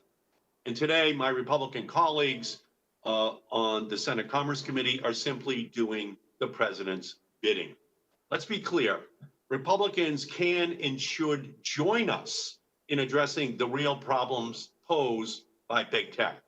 But instead, my Republican colleagues are determined to feed a false narrative about anti-conservative bias meant to intimidate big tech so it will stand idly by and allow interference in our election again. Here's the truth. Violence and hate speech online are real problems. Anti-conservative bias is a problem. Our foreign attempts to influence our election with disinformation are real problems. Anti-conservative bias is not a problem. The big tech business model, which puts profits ahead of people, is a real problem. Anti-conservative bias is not a problem. The issue is not that the companies before us today are taking too many posts down. The issue is that they're leaving too many dangerous posts up. In fact, they're amplifying harmful content so that it spreads like wildfire and torches our democracy. Mr. Zuckerberg, when President Trump posted on Facebook that when the looting starts, the shooting starts, you failed to take down that post. Within a day, the post had hundreds of thousands of shares and likes on Facebook. Since then, the president has gone on national television and told a hate group to, quote, stand by. And he has repeatedly refused to commit that he will accept the election results. Mr. Zuckerberg, can you commit that if the president goes on Facebook and encourages violence after election results are announced, that you will make sure your company's algorithms don't spread that content and you will immediately remove those messages? Senator, yes, incitement of violence is against our policy, and there are not exceptions to that, including for politicians. There are exceptions, did you say? There are not exceptions. There are no exceptions, which is very important because obviously there could be messages that are sent that could throw our democracy into chaos. And a lot of it can be and will be created if social media sites do not police what the president says. Mr. Zuckerberg, if President Trump shares Russian or Iranian disinformation, lying about the outcome of the election, can you commit that you will make sure your algorithms do not amplify that content and that you will immediately take that content down? Senator, we have a policy in place that prevents any candidate or campaign from prematurely declaring victory or trying to delegitimize the result of the election. And what we will do in that case is we will append some factual information to any post that is trying to do that. So if someone says that they won the election when the result isn't in, for example, we will append a piece of information to that saying that official election results are not in yet. So that way, anyone who sees that post will see that context in line. And also, if one of the candidates tries to prematurely declare victory or cite an incorrect result, we have a precaution that we've built in to put at the top of the Facebook app for everyone who signs in the US information about the accurate US election voting results. I think that this is a very important issue to make sure that people can get accurate information about the results of the election. Yeah, it cannot be stated as being anything less than critically important. Democracy could be seriously challenged beginning next Tuesday evening and for several days afterwards, maybe longer. And a lot of responsibility is going to be on the shoulders of Facebook and our other witnesses today. Mr. Zuckerberg, if President Trump uses his Facebook account to call for armed private citizens to patrol the polls on Election Day, which would constitute illegal voter intimidation in violation of the Voting Rights Act, will you commit that your algorithms will not spread that content and that you will immediately take that content down? Senator, my understanding is that content like what you're saying would violate our voter suppression policies and would come down. Okay, again, the stakes are going to be very high, and we're going to take that as a commitment that you will do that, because obviously we would otherwise have a serious question mark placed over our elections. We know Facebook cares about one thing, keeping users glued to its platform. One of the ways you do that is with Facebook groups. Mr. Zuckerberg, in 2017, you announced the goal of 1 billion users joining Facebook groups. Unfortunately, these forum pages have become breeding grounds for hate, echo chambers of misinformation, and venues for coordination of violence. Again, Facebook is not only failing to take these pages down, it is actively spreading these pages and helping these groups' recruitment efforts. Facebook's own internal research found that 64% of all extremist group joins are due to Facebook's recommendation tools. Mr. Zuckerberg, will you commit to stopping all group recommendations on your platform until US election results are certified, yes or no? Senator, we have taken the step of stopping recommendations in groups for all political content or social issue groups as a precaution for this. But just to clarify one thing, the vast majority of groups and communities that people are a part of are not extremist organizations or even political. They're interest-based and communities that I think are quite helpful and healthy for people to be a part of. I do think we need to make sure that our recommendation algorithm doesn't encourage people to join extremist groups. That's something that we have already taken a number of steps on, and I agree with you is very important that we continue to make progress on. Well, your algorithms are promoting online spaces that foster political violence. At the very least, you should disable those algorithms that are recruiting users during this most sensitive period of our democracy. Thank you. Thank you, Mr. Chairman. Thank you, Senator Markey. Mr. Zuckerberg, let me just ask you this. In these scenarios that Senator Markey was posing, that The action of Facebook would not be a function of algorithms in those cases, would it? Senator, I think that you're right, and that's a good clarification. A lot of this is more about enforcement of content policies. Some of the questions were about algorithms. I think group ranking is an algorithm, but broadly, I think a lot of it is content enforcement. Thank you for clarifying that. Senator Blackburn, you are recognized.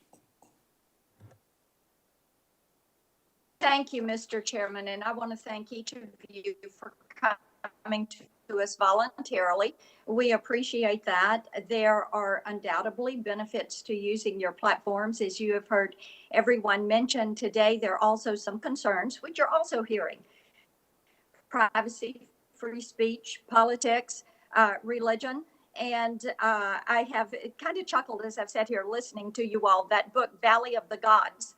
It reminds me that you all are kind of in control of what people are going to hear, what they're going to see, and therefore you have the ability to dictate what is coming in, what information is coming into them. And I think it's important to realize, you know, you're set up as an information source, not as a news media. And so therefore, censoring things that you all think unseemly may be something that is not unseemly to people in other parts of the country. But let me ask each of you very quickly, do any of you have any content moderators who are conservatives? Mr. Dorsey first, yes or no? But we don't ask political ideology. Okay, you don't. Okay, Mr. Zuckerberg? Senator, we don't ask for their ideology, but just statistically, there are 35,000 of them in cities and places all across the country and world. So I would imagine yes. Mr. Patai? The answer would be yes, because we hire them, through the United States. Okay, all right. And looking at some of your censoring, Mr. Dorsey, you all have censored Joe Biden 0 times. You have censored Donald Trump 65 times. So I want to go back to Senator Gardner's questions. You claimed earlier that the Holocaust denial and threats of Jewish genocide by Iran's terrorist Ayatollah don't violate Twitter's so-called rules, and that it's important for world leaders like Iran's terrorist leader to have a platform on Twitter. So let me ask you this, who elected the Ayatollah? I don't know. You don't know? Okay. I think this is called a dictatorship. So are people in Iran allowed to use Twitter, or does the country whose leader you claim deserves a platform ban them from doing so? Ideally, we would love for the people of Iran to use Twitter. Well, Iran bans Twitter, and Mr. Zuckerberg, I know you are aware they ban Facebook also. So, Mr. Dorsey, is Donald Trump a world leader? Yes. Okay, so it would be important for world leaders to have access to your platform, correct? Correct. And so why do you deny that platform via censorship to the U.S. president? We haven't censored the U.S. president. Oh, yes, you have. How many posts from Iran's terrorist Ayatollah have you censored? How many posts from Vladimir Putin have you censored? We have labeled tweets of world leaders. We have a policy around not taking down the content, but simply adding more context around it. Okay. And the U.S. president you have censored 65 times. You testified that you're worried about disinformation and election interference. That is something we all worry about. And of course, for about 100 years, foreign sources have been trying to influence U.S. policy and U.S. elections. Now they're onto your platforms.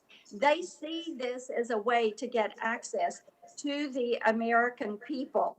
So given your refusal to censor or ban foreign dictators while regularly censoring the president, aren't you at this very moment personally responsible for flooding the nation with foreign disinformation?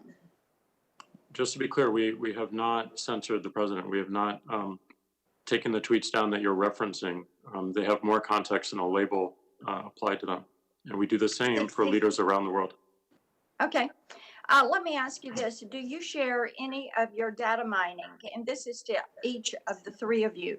Do you share any of your data mining with the Democrat National Committee? I'm not sure what you mean by the question, but we have a data platform that we have a number of customers. I'm not sure of the customer list.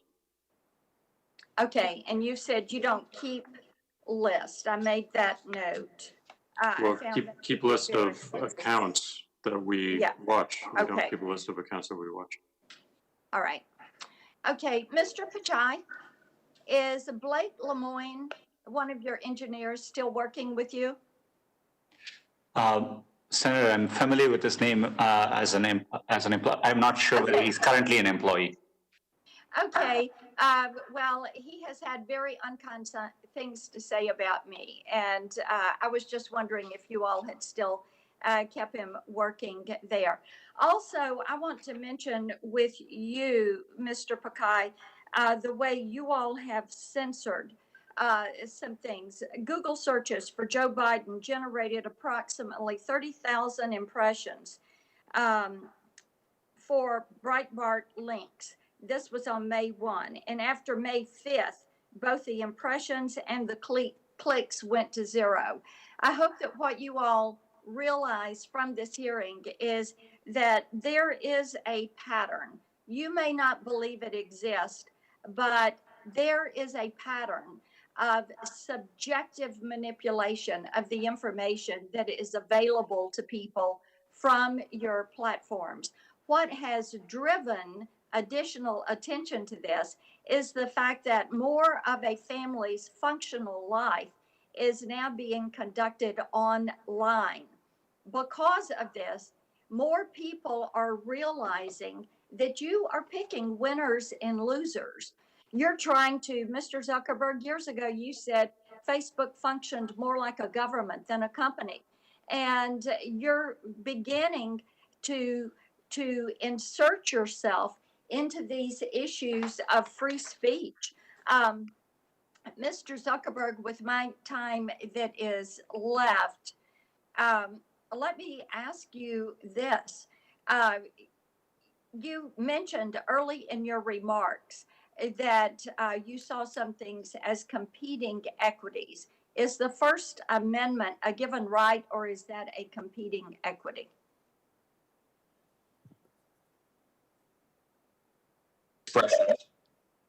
I believe strongly in free expression. Sorry if I was on mute there. But I do think that, like all equities, it is balanced against other equities like safety and privacy. And even the people who believe in the strongest possible interpretation of the First Amendment still believe that there should be some limits on speech when it could cause imminent risk of physical harm. The kind of famous example that's used is that you can't shout fire in a crowded theater. So I think that getting those equities and the balance right is the challenge that we face. The time has expired. Perhaps we can follow. Well, we believe in the First Amendment, and we are going to, yes, we will have questions to follow up. Thank you, Mr. Chairman. I can't see the clock. Thank you. Senator Udall. Mr. Chairman, thank you, and Senator Cantwell, really appreciate this hearing. I want to start by laying out three facts. The U.S. intelligence community has found that the Russian government is intent on election interference in the United States. They did it in 2016, they're doing it in 2020. The intelligence also says they want to help President Trump. They did so in 2016. President doesn't like this to be said, but it's a fact. We also know that the Russian strategy this time around is going after Hunter Biden. So I recognize that the details of how to handle misinformation on the internet are tough. But I think the companies like Twitter and Facebook that took action to not be a part of a suspected Russian election interference operation were doing the right thing. And let me be clear, no one believes these companies represent the law or represent the public. When we say work the refs, the US government is the referee. The FCC, the Congress, the presidency, and the Supreme Court are the referees.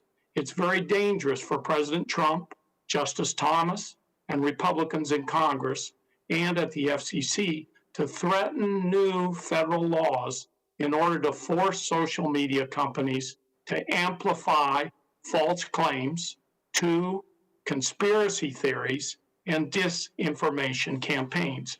And my question to all three of you, do the Russian government and other foreign nations continue to attempt to use your company's platforms to spread disinformation and influence the 2020 election? Can you briefly describe what you are seeing? Please start, Mr. Dorsey, and then Mr. Pichai, and Mr. Zuckerberg. You gave an answer partially on this. I'd like you to expand on that answer. Thank you. Yes, so we do continue to see interference. We recently disclosed actions we took on both Russia and actions originating out of Iran. We've made those disclosures public. We can, share those with your team.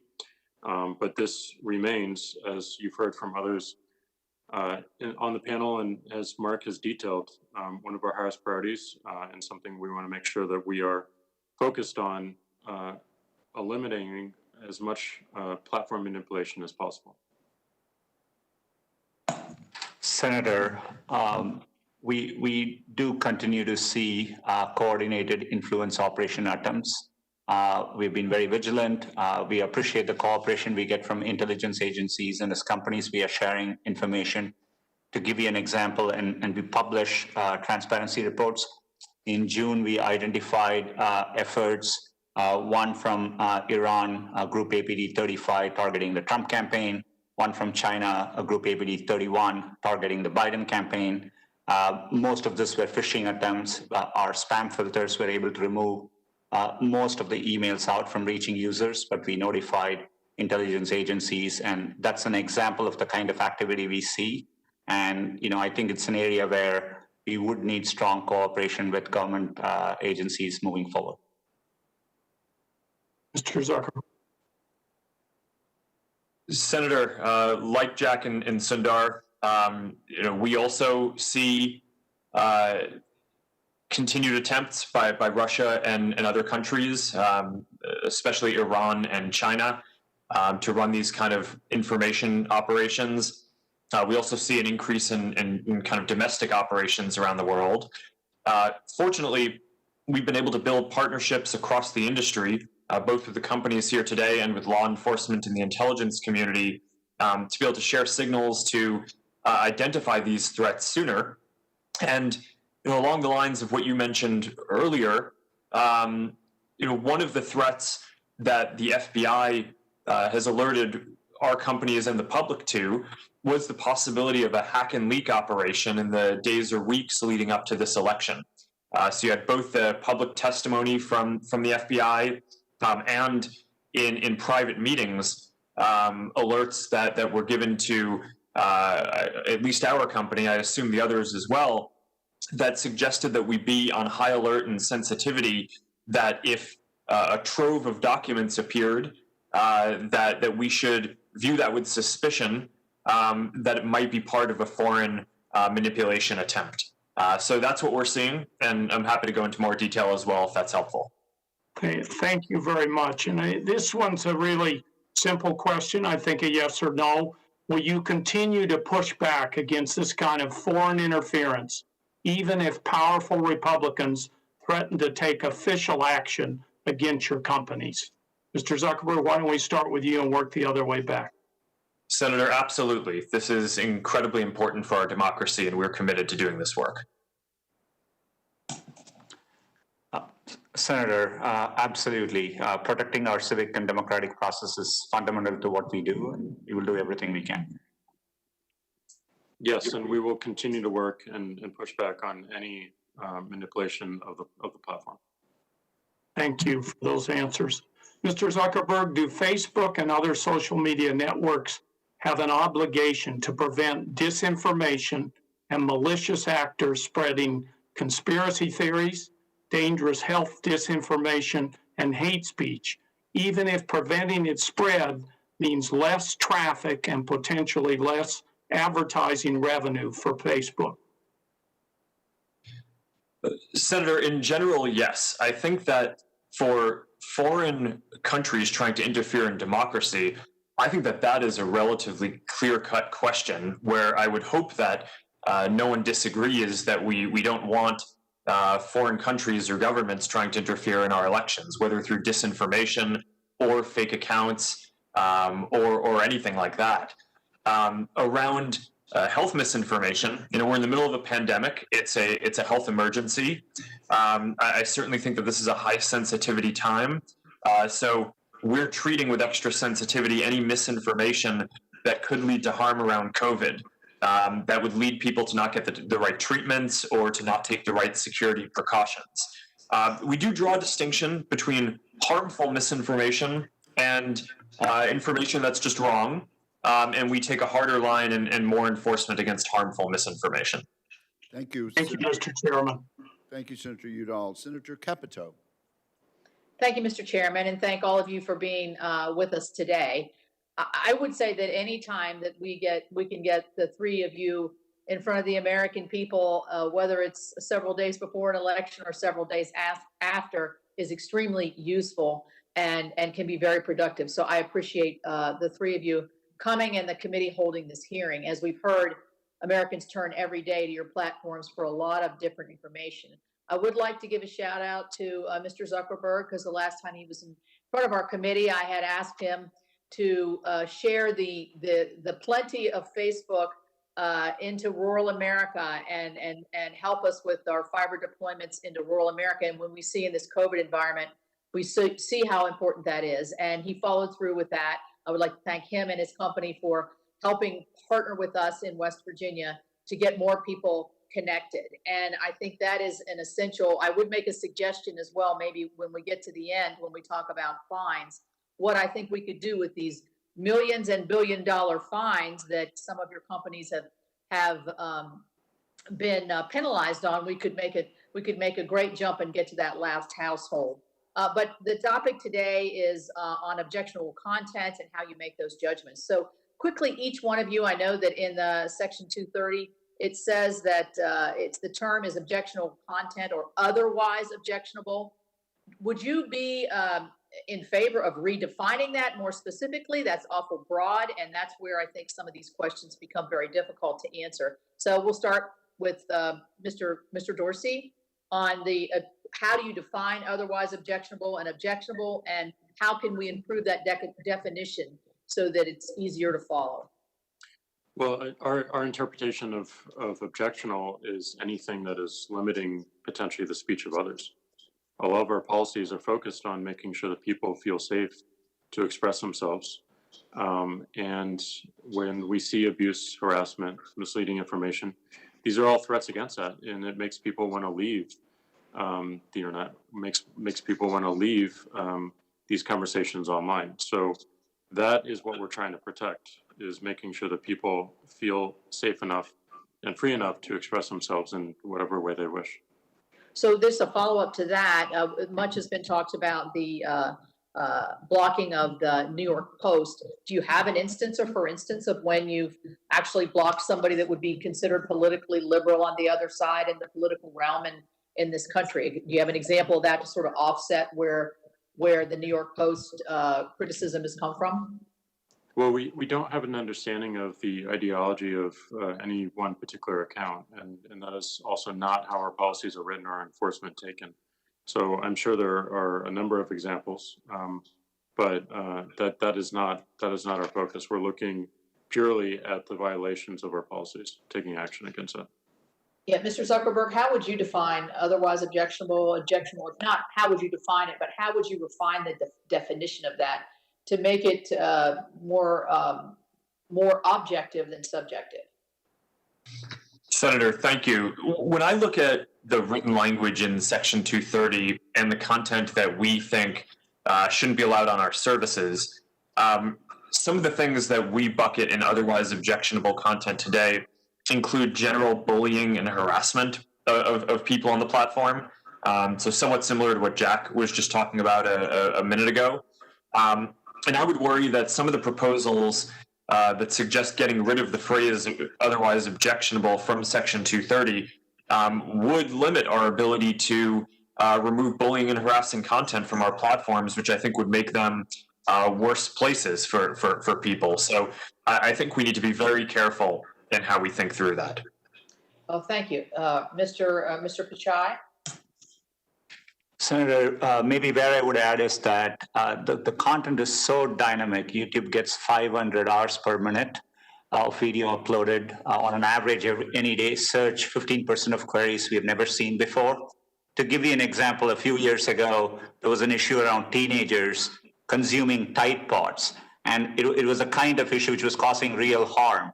When we run into those situations, we are able to act with certainty and protect our users. The Christchurch shooting, where there was a live shooter, live streaming horrific images, it was a learning moment for all our platforms. We were able to intervene, again, with certainty. And so that's what otherwise objectionable allows. And, I think that flexibility is what allows us to focus. We always state with clear policies what we are doing, but I think it gives platforms of all sizes, flexibilities to protect our users. Thank you. I think, I'm hearing from all three of you really that the definition, is fairly acceptable to you all. In my view, sometimes I think it can go too much to the eye of the beholder type of and the beholder being either you all or your reviewers or your AI, and then it gets into a region where maybe it becomes so very subjective. I want to move to a different topic because in my personal conversations with at least two of you, you've expressed the need to have the 230 protections because of the protections that it gives to the small innovators. Well, you sit in front of us, and I think all of us are wondering how many small innovators and what kind of market share could they possibly have when we see the dominance of the three of you. So how, I understand you started as small innovators when you first started, I get that. How can a small innovator really break through? And what does 230 really have to do with the ability of I'm skeptical on the argument, quite frankly. So whoever wants to answer that, Mr. Zuckerberg, you want to start? Sure, Senator. I do think that when we were getting started with building Facebook, if we were subject to a larger number of content lawsuits because 230 didn't exist, that would have likely made it prohibitive for me as a college student in a dorm room to get started with this enterprise. And I think that it may make sense to modify 230 at this point just to make sure that it's still working as intended. But I think it's extremely important that we make sure that that for smaller companies that are getting started, the cost of having to comply with any regulation is either waived until a certain scale, or is at a minimum taken into account as a serious factor to make sure that we're not preventing the next set of ideas from getting built. Thank you, Senator. Thank you, Mr. Chairman. Thank you, Senator Baldwin. Thank you. I'd like to begin by making 2 points. I believe the Republicans have called this hearing in order to support a false narrative fabricated by the president to help his reelection prospects. And number 2, I believe that the tech companies here today need to take more action, not less, to combat misinformation, including misinformation on the election, misinformation on the COVID-19 pandemic, and misinformation and posts meant to incite violence. And that should include misinformation spread by President Trump on their platforms. So I want to start with asking the committee clerk to bring up my first slide.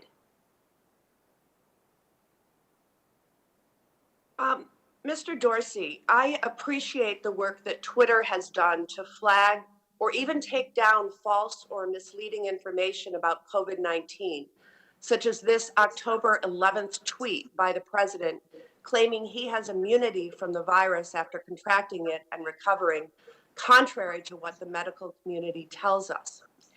Just yesterday morning, the president tweeted this, that the media is incorrectly focused on the pandemic and that our nation is, quote, rounding the turn on COVID-19.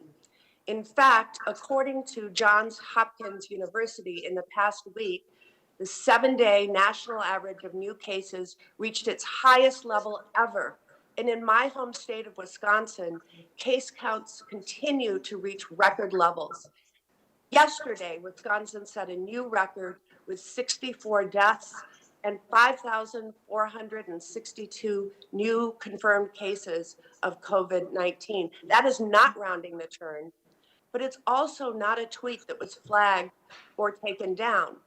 Mr. Dorsey, given the volume of misleading posts about COVID-19 out there, do you prioritize removal based on something like the reach or audience of a particular user of Twitter? I could be mistaken, but it looks like the tweet that you showed actually did have a label pointing to both of them, pointing to our COVID resource hub in our interface. So in regards to misleading information, we have policies against manipulated media in support of public health and COVID information, and election interference and civic integrity. And we take action on it. In some cases, it's labeling. In some cases, it's removal. What additional steps are you planning to take to address dangerously misleading tweets like the president's rounding the turn tweet? We want to make sure that we are giving people as much information as possible, and that ultimately we're connecting the dots. When they see information like that, that they have an easy way to get an official resource or many more viewpoints on what they're seeing. So we'll continue to refine our policy. We'll continue to refine our enforcement around misleading information. And we're looking deeply at how we can evolve our product to do the same. Mr. Zuckerberg, I want to turn to you to talk about the ongoing issue of right-wing militias using Facebook as a platform to organize and promote violence. Could the committee clerk please bring up my second slide?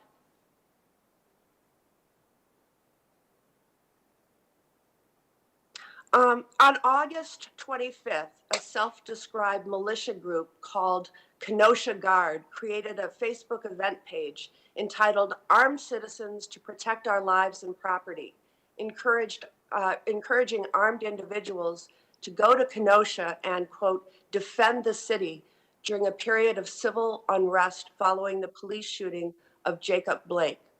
That evening, a 17-year-old from Illinois did just that and ended up killing 2 protesters and seriously injuring a third. Commenters in this group wrote that they wanted to kill looters and rioters and switch to real bullets and put a stop to these rioting, impetuous children. While Facebook has already had a policy in place banning militia groups, this page remained in place. According to press reports, Facebook received more than 450 complaints about this page, but your content moderators did not remove it, something you subsequently called an operational mistake. Recently, as you heard earlier in questions, the alleged plot to kidnap Michigan Governor Gretchen Whitmer and the potential for intimidation or even violence at voting locations show that the proliferation of the threat of violence on Facebook remains a very real and urgent problem. Mr. Zuckerberg, in light of the operational mistake around Kenosha, what steps has Facebook taken to ensure that your platform is not being used to promote more of this type of violence? Thank you, Senator. This is a big area of concern for me personally and for the company. We've strengthened our policies to prohibit any militarized social movement. So any kind of militia like this. We've also banned conspiracy networks. So QAnon being the largest example of that. That is completely prohibited on Facebook at this point, which, you know, in this period where I'm personally worried about the potential of increased civil unrest, making sure that those groups can't organize on Facebook may cut off some legitimate uses, but I think that they will also preclude greater potential for organizing any harm. And by making the policy simpler, we will also make it so that there are fewer mistakes in content moderation. So I feel like we're in a much stronger place on the policies on this at this point. Thank you, Senator Baldwin. Senator Lee. Thank you very much, Mr. Chairman. I want to read a few quotes from each of you, or each of our three witnesses, and from your companies, and then I may ask for a response. So, Mr. Zuckerberg, this one's from you. You said, quote, "We've built Facebook to be a platform for all ideas. Our community's success depends on everyone feeling comfortable sharing what they want. It doesn't make sense for our mission or for our business to suppress political content or prevent anyone from seeing what matters most to them." You said that, I believe, on May 18th, 2016. Mr. Dorsey, on September 5th, 2018, you said, "Let me be clear about one important and foundational fact. Twitter does not use political ideology to make any decisions." Mr. Pakai, on October 28th, 2020, you said, "Let me be clear. We approach our work without political bias, full stop." Now, these quotes make me think that there is a good case to be made that you're engaging in unfair or deceptive trade practices in violation of federal law. I see these quotes where each of you tell consumers and the public about your business practices. But then you seem to do the opposite and take censorship-related actions against the president, against members of his administration, against the New York Post, the Babylon Bee, the Federalist, pro-life groups, and there are countless other examples. In fact, I think the trend is clear that you almost always censor, meaning, and when I use the word censor here, I mean block content, fact check, or label content, or demonetize websites of conservative, Republican, or pro-life individuals or groups or companies contradicting your commercial promises. But I don't see this suppression of high-profile liberal commentators. So, for example, have you ever censored a Democratic senator? How about President Obama?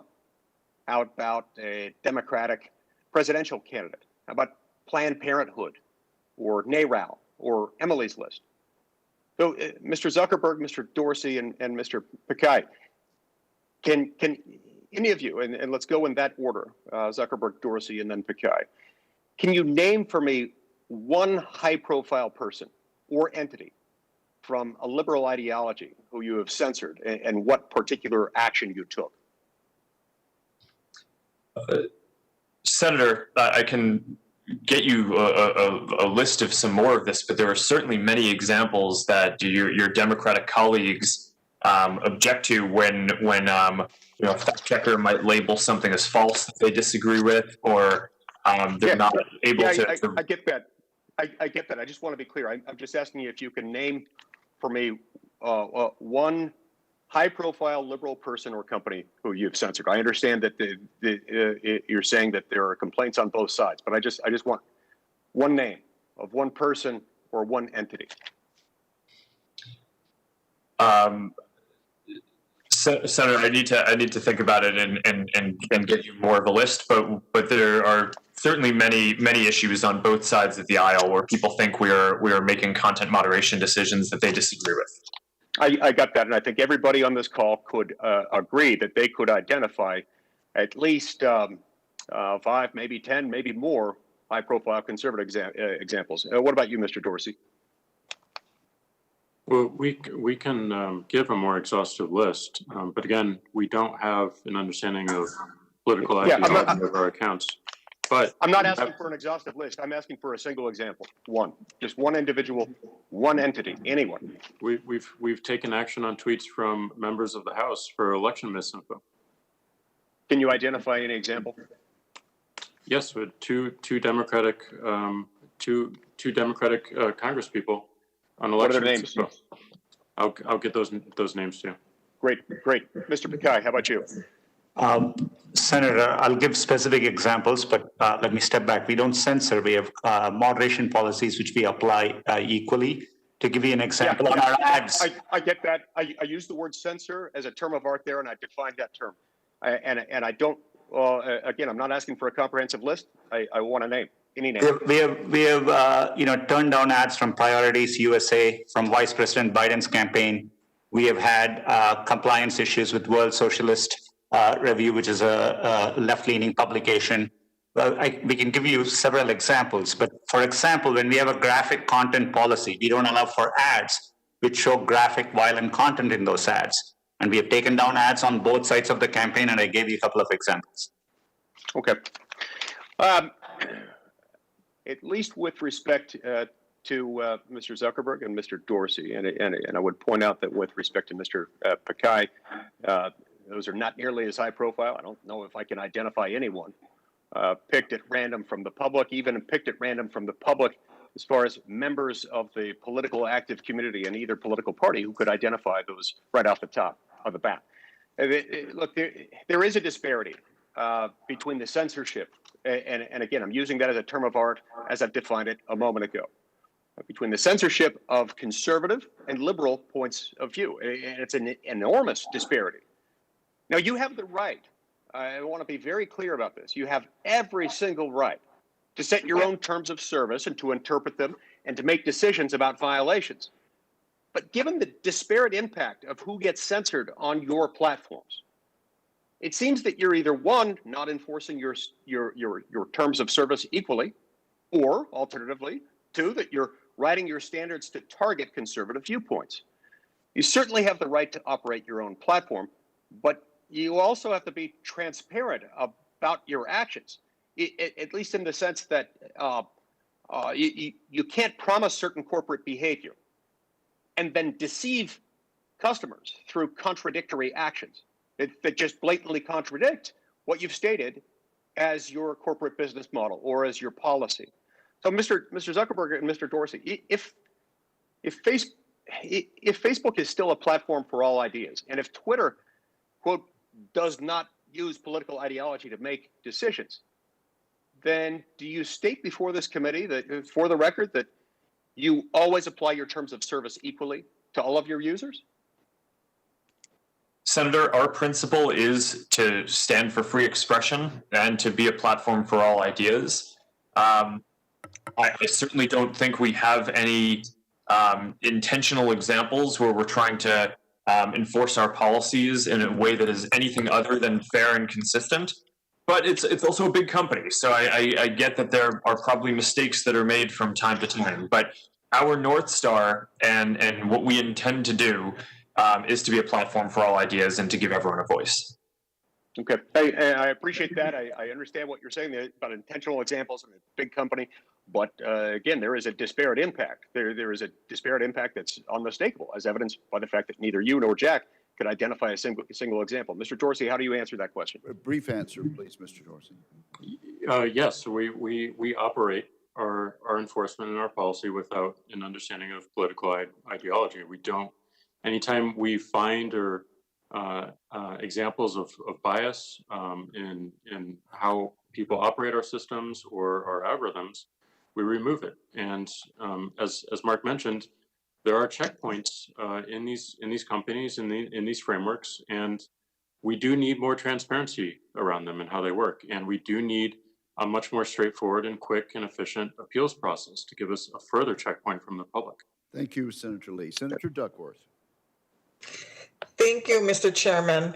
I've devoted my life to public service, to upholding a sacred oath to support and defend the Constitution of the United States against all enemies, foreign and domestic. And I have to be honest, it makes my blood boil, and it also breaks my heart a little as I watch my Republican colleagues just days before an election sink down to the level of Donald Trump.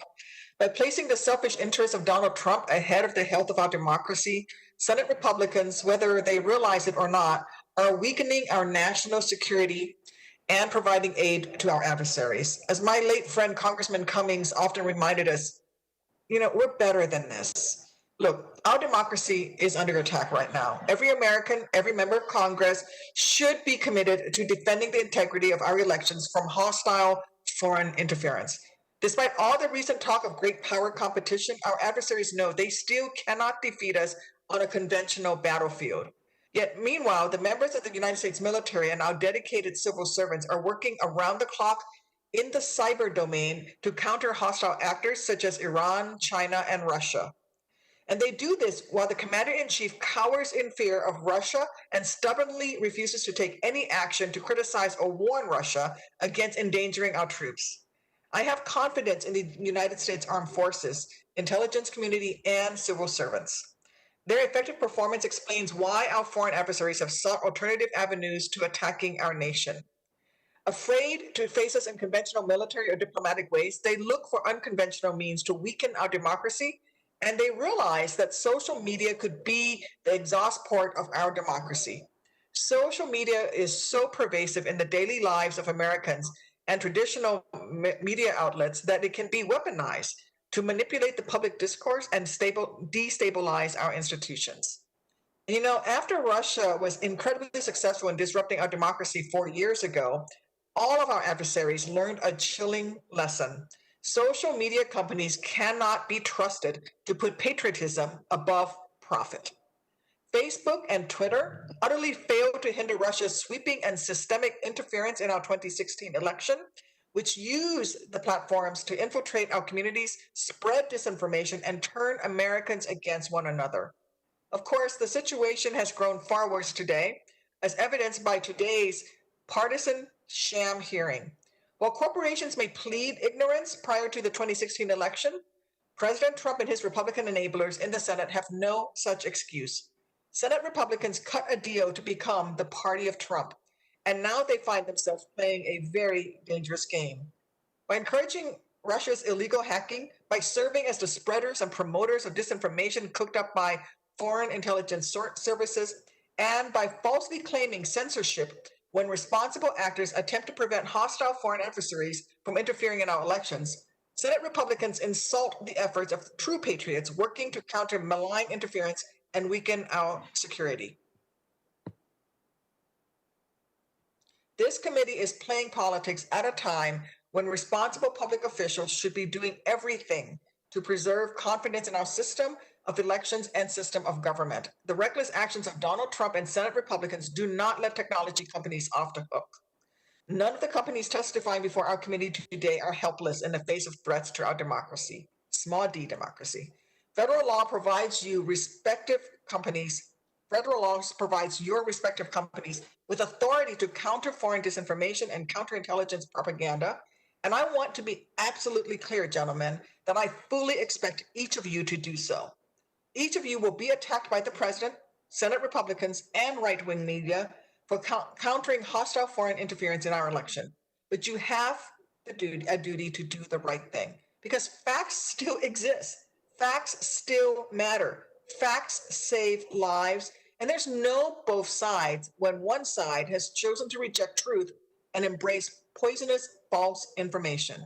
So in closing, I would like to each witness to provide a personal commitment that your respective companies will proactively counter domestic disinformation that spreads the dangerous lies such as masks don't work, while aggressively identifying and removing disinformation that is part of foreign adversaries' efforts to interfere in our election or undermine our democracy. Do I have that commitment from each of you gentlemen? Okay, we'll take Dorsey, Pakai, and then Zuckerberg. Mr. Dorsey. We have made that commitment. Mr. Pakai. Senator, absolutely yes. And Mr. Zuckerberg. Yes, Senator. I agree with that.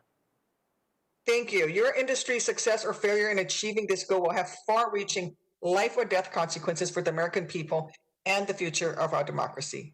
Thank you, and I yield back, Mr. Chairman. The senator yields back. Senator Johnson. I'd like to start with a question for all three of the witnesses.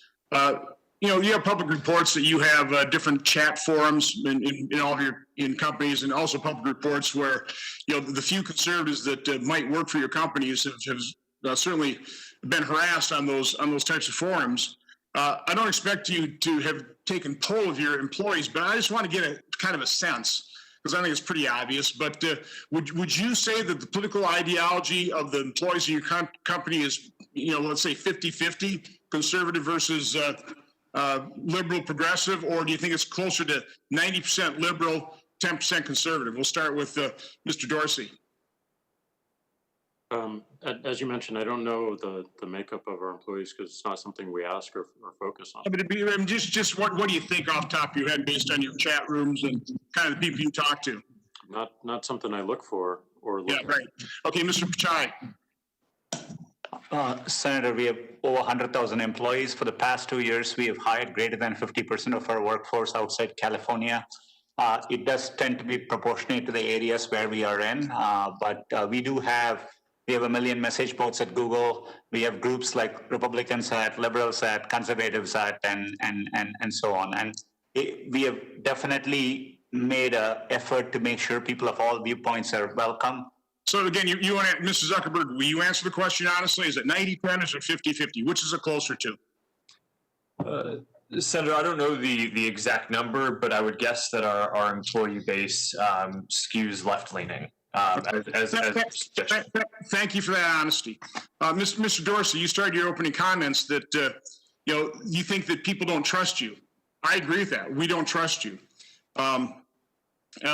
You all say you're fair and you're consistent, you're neutral, you're unbiased. Mr. Dorsey, I think the most incredible answer I've seen so far in this hearing is when Senator Cruz asked, does Twitter have the ability to influence elections? Again, does Twitter have the ability to influence elections? You said no. Did you stick with that answer that you don't even believe? And let's face it, you all believe that Russia has the ability to influence elections or interfere by using your social platforms.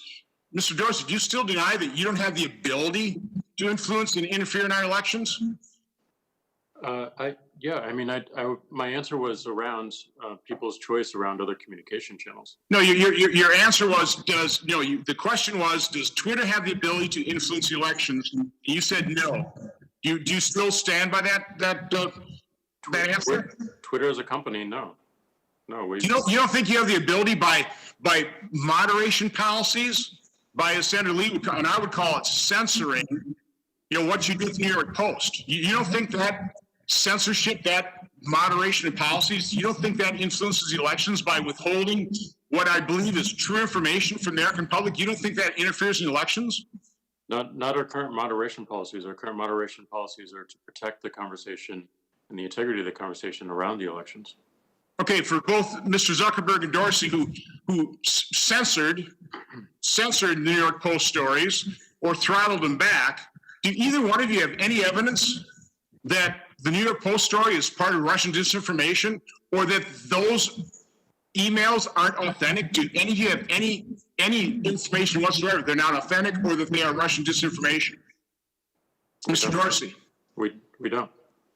You have no. So why would you censor it? Why did you prevent that from being disseminated on your platform that is supposed to be for the free expression of ideas, and particularly true ideas? We believed it fell afoul of our hacking materials policy. We judged in the what evidence did you have that it was hacked? They weren't hacked. We judged in a moment that it looked like it was hacked materials. You were wrong. Surfacing, and we updated our policy and our enforcement within 24 hours. Mm-hmm. Mr. Zuckerman? Mr. Zuckerberg? Senator, as I testified before, we relied heavily on the FBI's intelligence and alerts to us, both through their public testimony and private briefings and alerts they gave us. Did the FBI contact you and say the New York Post story was false? Senator, not about that story specifically. Why did you throttle it back? General. Why did you throttle it back? They alerted us to be on heightened alert around a risk of hack and leak operations around a released trove of information. And Senator, to be clear on this, we didn't censor the content. We flagged it for fact checkers to review, and pending that review, we temporarily constrained its distribution to make sure that it didn't spread wildly while it was being reviewed. But it's not up to us either to determine whether it's Russian interference nor whether it's true. We rely on the FBI and intelligence and fact checkers to do that. Mr. Dorsey, you talked about your policies toward misinformation, and that you will block misinformation if it's against civic integrity, election interference, or voter suppression. Let me give you a tweet that was put up on Twitter. It says, Senator Ron Johnson is my neighbor and strangled our dog, Buttons, right in front of my 4-year-old son and 3-year-old daughter. The police refuse to investigate. This is a complete lie, but important to retweet and note that there are more of my lies to come. Now, we contacted Twitter and we asked them to take it down, and here's the response. Thanks for reaching out. We escalated this to our support team for their review, and they have determined that this is not a violation of our policies. So, Mr. Dorsey, how could a complete lie, it's admitted it's a lie, how does that not affect civic integrity? How could you view that not as being election interference? Let's face it, that could definitely impact my ability to get reelected. How could that not be a violation of voter suppression? Obviously, if people think I'm strangling my neighbor's dog, they may not show up at the polls. That would be voter suppression. So why didn't Twitter take that? By the way, that tweet was retweeted like something like 17,000 times and viewed by and loved, commented, appreciated by over 50,000 people. How is that not voter suppression? How is that not election interference? How does that not affect the civic integrity? We'll have to look into our enforcement or non-enforcement in this case of the tweet, and we can get back to you with more context. So, Mr. Zuckerberg, in that same June hearing, real quick, Mr. Dorsey, you referred to that June hearing with Stefan Wolfgram, had all kinds of good ideas. That's 16 months ago. Why haven't you implemented any of those transparency ideas that you thought were pretty good 16 months ago? Well, he was talking about algorithmic choice, and we have implemented one of them, which is we allow people to turn off the ranking of our timeline. The rest is work, and it's going to take some time. Well, I'd get to it if I were you. Thank you, Mr. Chairman. Senator Johnson, thank you. Let me just make sure I understood the answer. Mr. Dorsey and Mr. Zuckerberg. Mr. Dorsey, did I understand you to say that you have no information indicating that the New York Post story about Hunter Biden has a Russian source? Did I understand correctly? Yes, not that I'm aware of. And is that also your answer, Mr. Zuckerberg, that you have no information at all to indicate that Russia was the source of this New York Post article? Senator, I would rely on the FBI to make that assessment. But you don't have any such information, do you? I do not myself. I'm just trying to clarify the answer to Senator Johnson's question. Thank you very much for indulging me there. Senator Tester, you are next, sir. I want to thank you, Mr. Chairman, and I want to thank Sundar and Jack and Mark for being in front of this committee. There is no doubt that there's some major issues with Google and Facebook and Twitter that Congress needs to address. Quite frankly, big tech is the unregulated Wild West that needs to be held accountable. And we do need to hear from all three of you about a range of critical issues that Americans deserve answers on, like data privacy, antitrust, the proliferation of misinformation on your platforms. In a moment, I'm going to ask all of you to commit to returning to this committee early next year to have a hearing on these important issues. But the truth is, my Republican colleagues arranged this hearing less than a week from Election Day for one specific reason: to make a last-ditch case based on shoddy evidence that these companies are censoring conservative voices. It is a stunt, and it's a cheap stunt at that. It is crystal clear that this hearing is designed to cast doubt on the fairness of the upcoming election and to work with the platforms to allow bad information to stay up as November 3rd approaches. It is also crystal clear that the directive to hold this political hearing comes straight from the White House. And it is a sad day when the United States Senate, an equal part of an independent branch of government, allows the Senate's halls to be used for the president's political stunts. There is a national election in 6 days, Mr. Chairman. You had nearly 2 years to hold this hearing, and it's happening 6 days before the election. The idea that we should have a sober hearing about putting the reins on big tech 6 days before the election, quite frankly, doesn't pass the smell test. Today, this hearing is about electoral politics. I know it, you know it, everybody in this room knows it. And I know the American people are smart enough to figure that out. I'm going to talk a little more about that in a second. But first, I want to thank the panel once again for being here. And I want to start by asking a question about making a more sincere effort to discuss the issues that surround big tech down the road. So the question for the panel, and this is a yes or no answer, will you commit to returning to testify again in the new Congress? Start with you, Jack. Yes, we're always happy to, myself or one of our teammates is always happy to talk to American people. Sundar? Senator, yes, we have engaged many times and we are happy to continue that engagement with Congress. How about you, Mark? Senator, yes, I hope we can continue to have this conversation, and hopefully not just with the CEOs of the companies, but also with experts who work on these issues every day as part of their jobs. Absolutely. I think the more information, the better, but not based on politics, based on reality. And I want to thank you for that, because we are in a very unreal time when it comes to politics. Quite frankly, we are in a time when fake news is real and real news is fake. And you guys try to shut down the fake news, whether it comes from Joe Biden's mouth or whether it comes from Donald Trump's mouth. And the fact is, if Joe Biden said some of the crazy and offensive stuff that the president has said, he would get fact-checked in the same way. Wouldn't you agree? You can nod your head to that.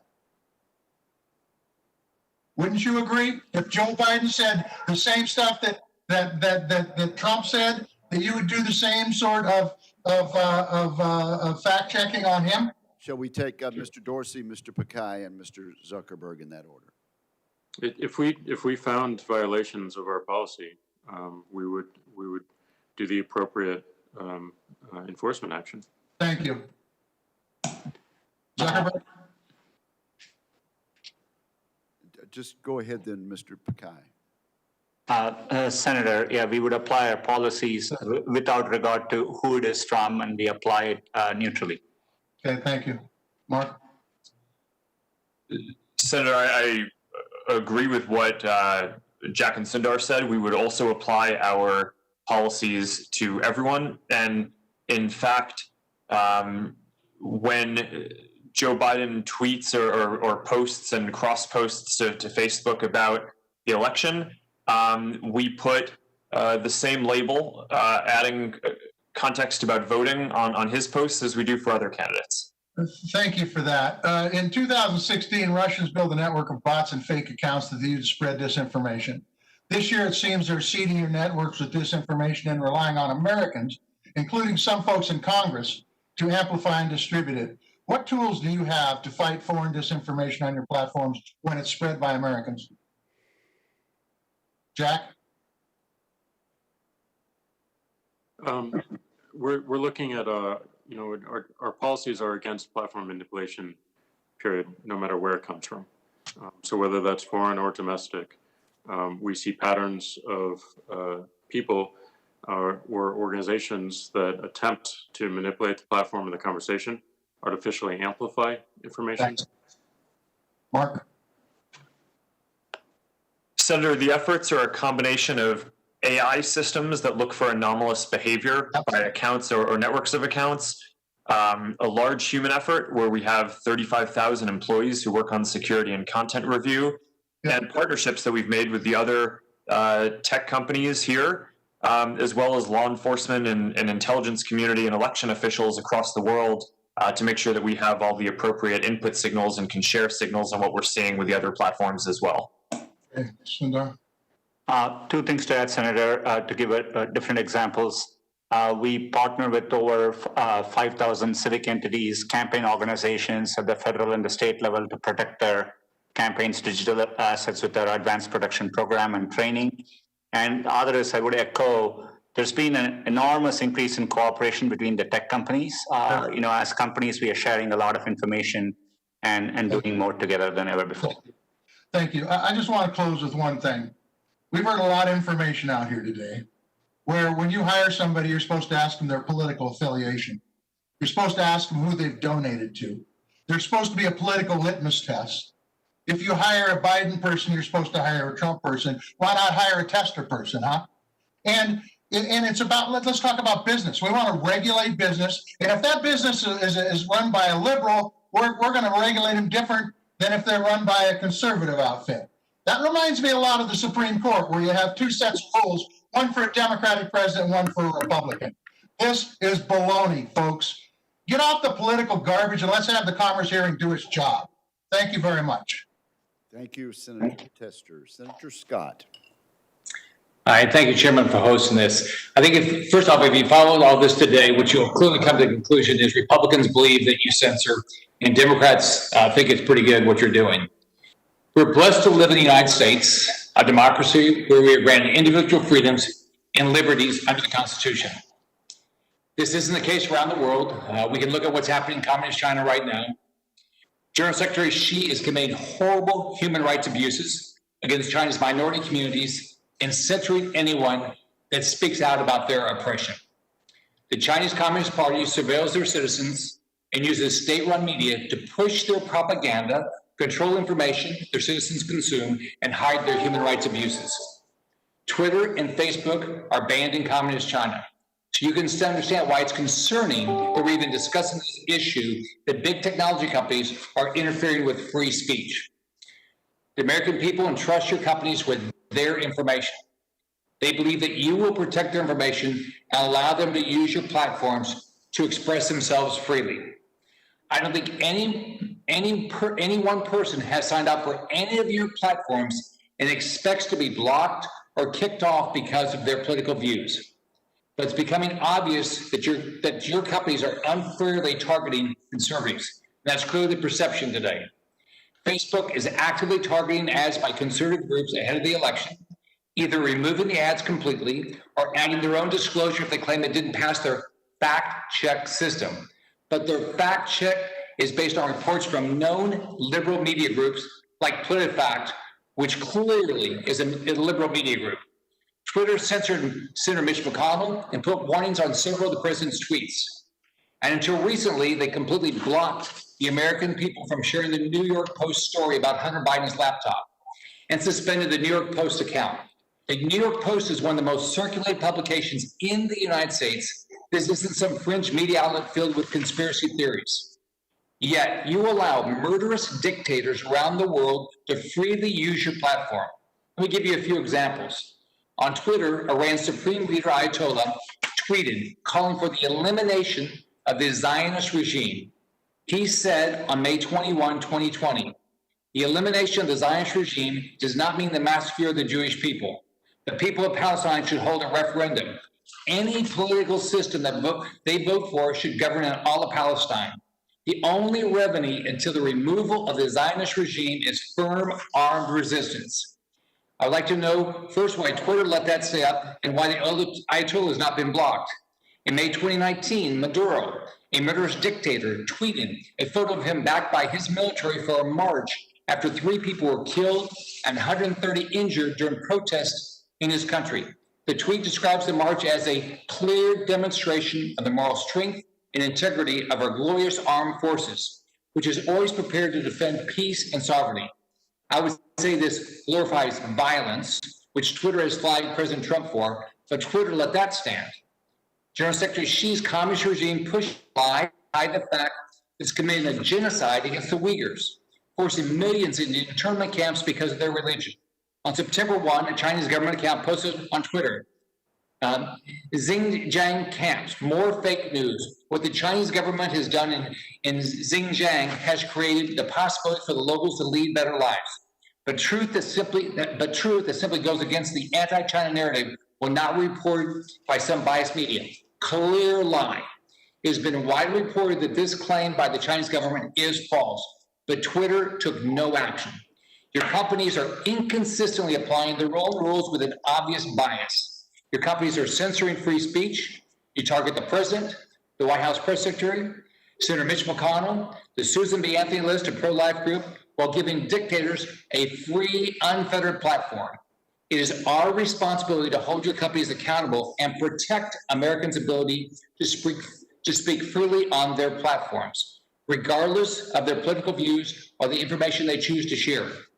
You can't just pick and choose which viewpoints are allowed on your platform, expect to keep the immunity granted by Section 230. So, Mr. Dorsey, you allow dangerous dictators on your platform. Tell me why you flag conservatives in America, like President Trump or Leader McConnell, but potential misinformation while allowing dictators to spew their propaganda on your platform. We have taken actions around leaders around the world, and certainly with some dictators as well. We look at the tweets, we review them, and we figure out if they violate our policy or not. Mr. Dorsey, can you tell me one you did against Iran? The Ayatollah? Can you tell me about one you've ever done against Ayatollah or Maduro? I think we've done more than one actually, but we can send you that information on those actions. But we want to make sure that we do have a global leader policy, that we believe it's important. People can see what these leaders are saying, and those tweets remain up, but they are labeled that they violated our terms of service, just to show the integrity of our policy and our enforcement. When the Communist China, which we all know has put 1 million people, Uyghurs, in camps, you did nothing about the tweet where they say that they're just helping them lead a better life. You can just follow. Anybody that follows the news knows what's happening to the Uyghurs. It's genocide what they're doing to the Uyghurs. I've never seen anything you've done on calling out a lie. We don't have a general policy around misleading information and misinformation. We don't. We rely upon people calling that speech out, calling those reports out and those ideas. And that's part of the conversation is if there is something found to be in contest, then people reply to it. People retweet it and say that this is wrong. This is obviously wrong. You would be able to quote tweet that today and say this is absolutely wrong. And we benefit from more of those voices calling that out. So, but you block Mitch McConnell and Trump's tweets, and you just say, right? Here's what I don't get is that you guys have set up policies that you don't enforce consistently, and then what's the recourse to a user? I talked to a lady this week that she just got her Facebook account just eliminated. There's no recourse. There's nothing she can do about it. So every one of you have these policies that you don't enforce consistently. So what should be the recourse? We do enforce them consistently. And as I said in my opening remarks, we believe it's critical that we have more transparency around our process. We have clear and straightforward and efficient appeals. So the woman that you talked to could actually appeal the decision that we made. And that we focus on algorithms and figuring out how to give people more choice around it. Thank you, Senator Scott. Senator Rosen. Thank you, Mr. Chairman. I appreciate the witnesses for being here today. And I want to focus a little bit, thank you, Mr. Dorsey, on algorithms, because my colleagues and the majority have called this hearing in order to argue that you're doing too much to stop the spread of disinformation, conspiracy theories, and hate speech on your platforms. I'm here to tell you that you are not doing enough. Your platform's recommendation algorithms, well, they drive people who show an interest in conspiracy theories far deeper into hate. And only you have the ability to change this. What I really want to say is that on these platforms, and what I'd like to tell my colleagues, the important factor to realize is that people or users are the initiators of this content and the algorithms are the potentiators, particularly the recommendation algorithms, the potentiators of this content. Now, I was doing a little cleaning in my garage like a lot of people during COVID. I'm a former computer programmer. I actually found my old hexadecimal calculator and Radio Shack, my little owner's manual here. So I know a little bit about the power of algorithms and what they can and can't do, having done that myself. And I know that you have the ability to remove bigoted, hateful, and incendiary content that will lead and has led to violence. So I want to be clear. It's really not about what you can or cannot do. It's really about what you will or will not do. So we have adversaries like Russia. They continue to amplify propaganda, everything from the election to coronavirus. We know what they're doing, anti-Semitic conspiracy theories. They do it on your platforms, weaponizing division and hate to destroy our democracy and our communities. The U.S. intelligence community warned us earlier this year that Russia is now actively inciting white supremacist violence, which the FBI and the Department of Homeland Security say poses the most lethal threat to America. In recent years, we've seen white supremacy and anti-Semitism on the rise, much of it spreading online. And what enables these bad actors to disseminate their hateful messaging to the American public are the algorithms on your platforms, effectively rewarding efforts by foreign powers to exploit divisions in our country. To be sure, I want to acknowledge the work you're already doing in this space. I'm relieved to see that Facebook has really taken that long overdue action in banning Holocaust denial content. But while you've made some policy changes, what we have seen time and time again is what starts online doesn't end online. Hateful words morph into deadly actions, which are then amplified again and again. It's a vicious cycle. Just yesterday, we commemorated the 2-year anniversary of the Tree of Life shooting in Pittsburgh, the deadliest targeted attack in the Jewish community in American history. The shooter in this case had a long history of posting anti-Semitic content on social media sites, and what started online became very real for the families who will now never again see their loved ones. So there has to be accountability when algorithms actively contribute to radicalization and hate. So Mr. Zuckerberg and Mr. Dorsey, when you implement a policy banning hate or disinformation content, how quickly can you adjust your algorithms to reduce this content? And perhaps what I want to ask even more importantly, to reduce or remove the recommendation algorithm of hate and disinformation, perhaps it doesn't continue to spread. We know those recommendation algorithms continue to drive someone more specifically and specifically and specifically. Great when you want to buy a new sweater, it's going to be cold out here, it's winter. Not so great when you're driving them towards hate. Can you talk to us about that, please? Mr. Dorsey, you can go first, please.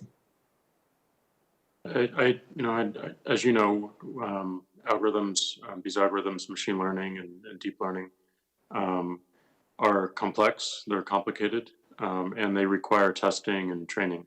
Mm-hmm. So as we learn about their effectiveness, we can shift them and we can iterate them. But it does require experience and does require a little bit of time. So, the most important thing that we need to build into the organization is, a fast learning mindset and that agility around updating these algorithms. So we do try to focus the urgency of our updates on any severity of harm. As you mentioned, specifically anything that leads to offline harm or dangerous speech that goes into offline harm. And well, Mr. Zuckerberg, I'll ask you to answer that. Then I have some more questions about how, I guess, the nimbleness of your algorithms. Go ahead. Senator, I think you're focused on exactly the right thing in terms of how many people see the harmful content. And as we talk about putting in place regulation or reforming Section 230 in terms of what we want to hold companies accountable for, I think that what we should be judging the companies on is how many people see harmful content before the companies act on it.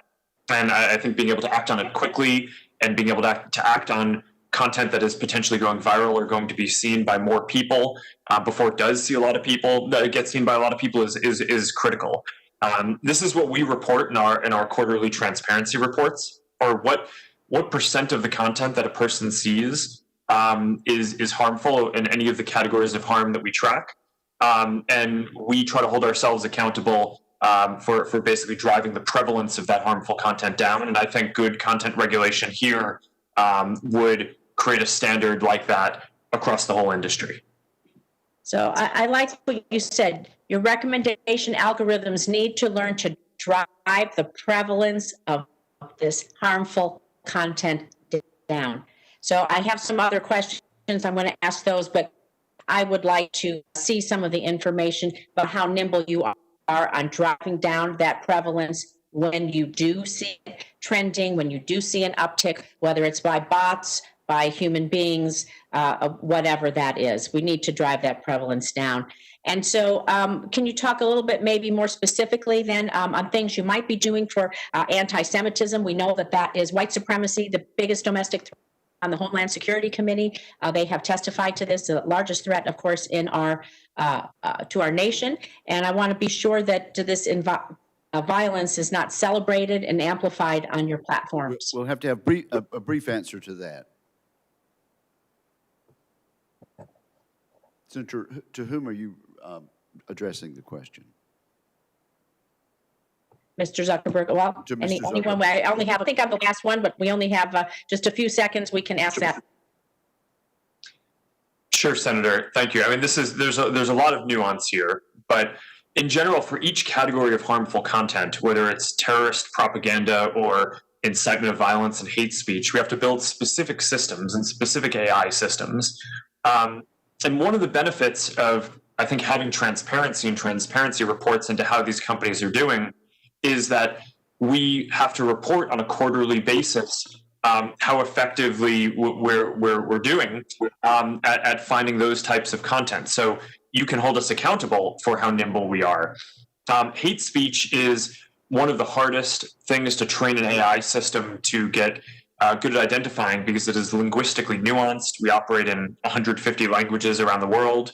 But what our transparency reports show is that over the last few years, we've gone from proactively identifying and taking down about 20% of the hate speech on the service to now we are proactively identifying, I think it's about 94% of the hate speech that we end up taking down, and the vast majority of that before people even have to report it to us. So, but by having this kind of a transparency requirement, which is part of what I'm advocating for in the Section 230 reform, I think we'll be able to have a broader sense across the industry of how all of the companies are improving in each of these areas. Thank you for that answer, Okay. Mr. I look forward to working with everyone on this. Thank you, Mr. Chairman. As do I, Senator Rosen. Thank you very much. When this hearing convened, I estimated that it would last 3 hours and 42 minutes. It's now been 3 hours and 41 minutes. 4 of our members have been unable to join us, and that's the only reason that my prediction was the least bit accurate. So thank you all. Thank you very much, and I thank our witnesses. During my first series, during my first question to the panelists, I referred to a document that I had entered into the record during our committee meeting, I believe on October the 1st, entitled Social Media Companies Censoring Prominent Conservative Voices. That document has been updated, and without objection, it will be added to the record at this point. And I believe we are now at the point of closing the hearing. The hearing record will remain open for 2 weeks. During this time, senators are asked to submit any questions for the record. Upon receipt, the witnesses are requested to submit their written answers to the committee as soon as possible, but by no later than Wednesday, November 25th, 2020. I want to thank our witnesses for their cooperation and for bearing with us during a very lengthy hearing, and I want to thank each member of the committee for their cooperation in the conduct of this hearing. With that, the hearing is concluded, and the witnesses are thanked. This hearing is now adjourned.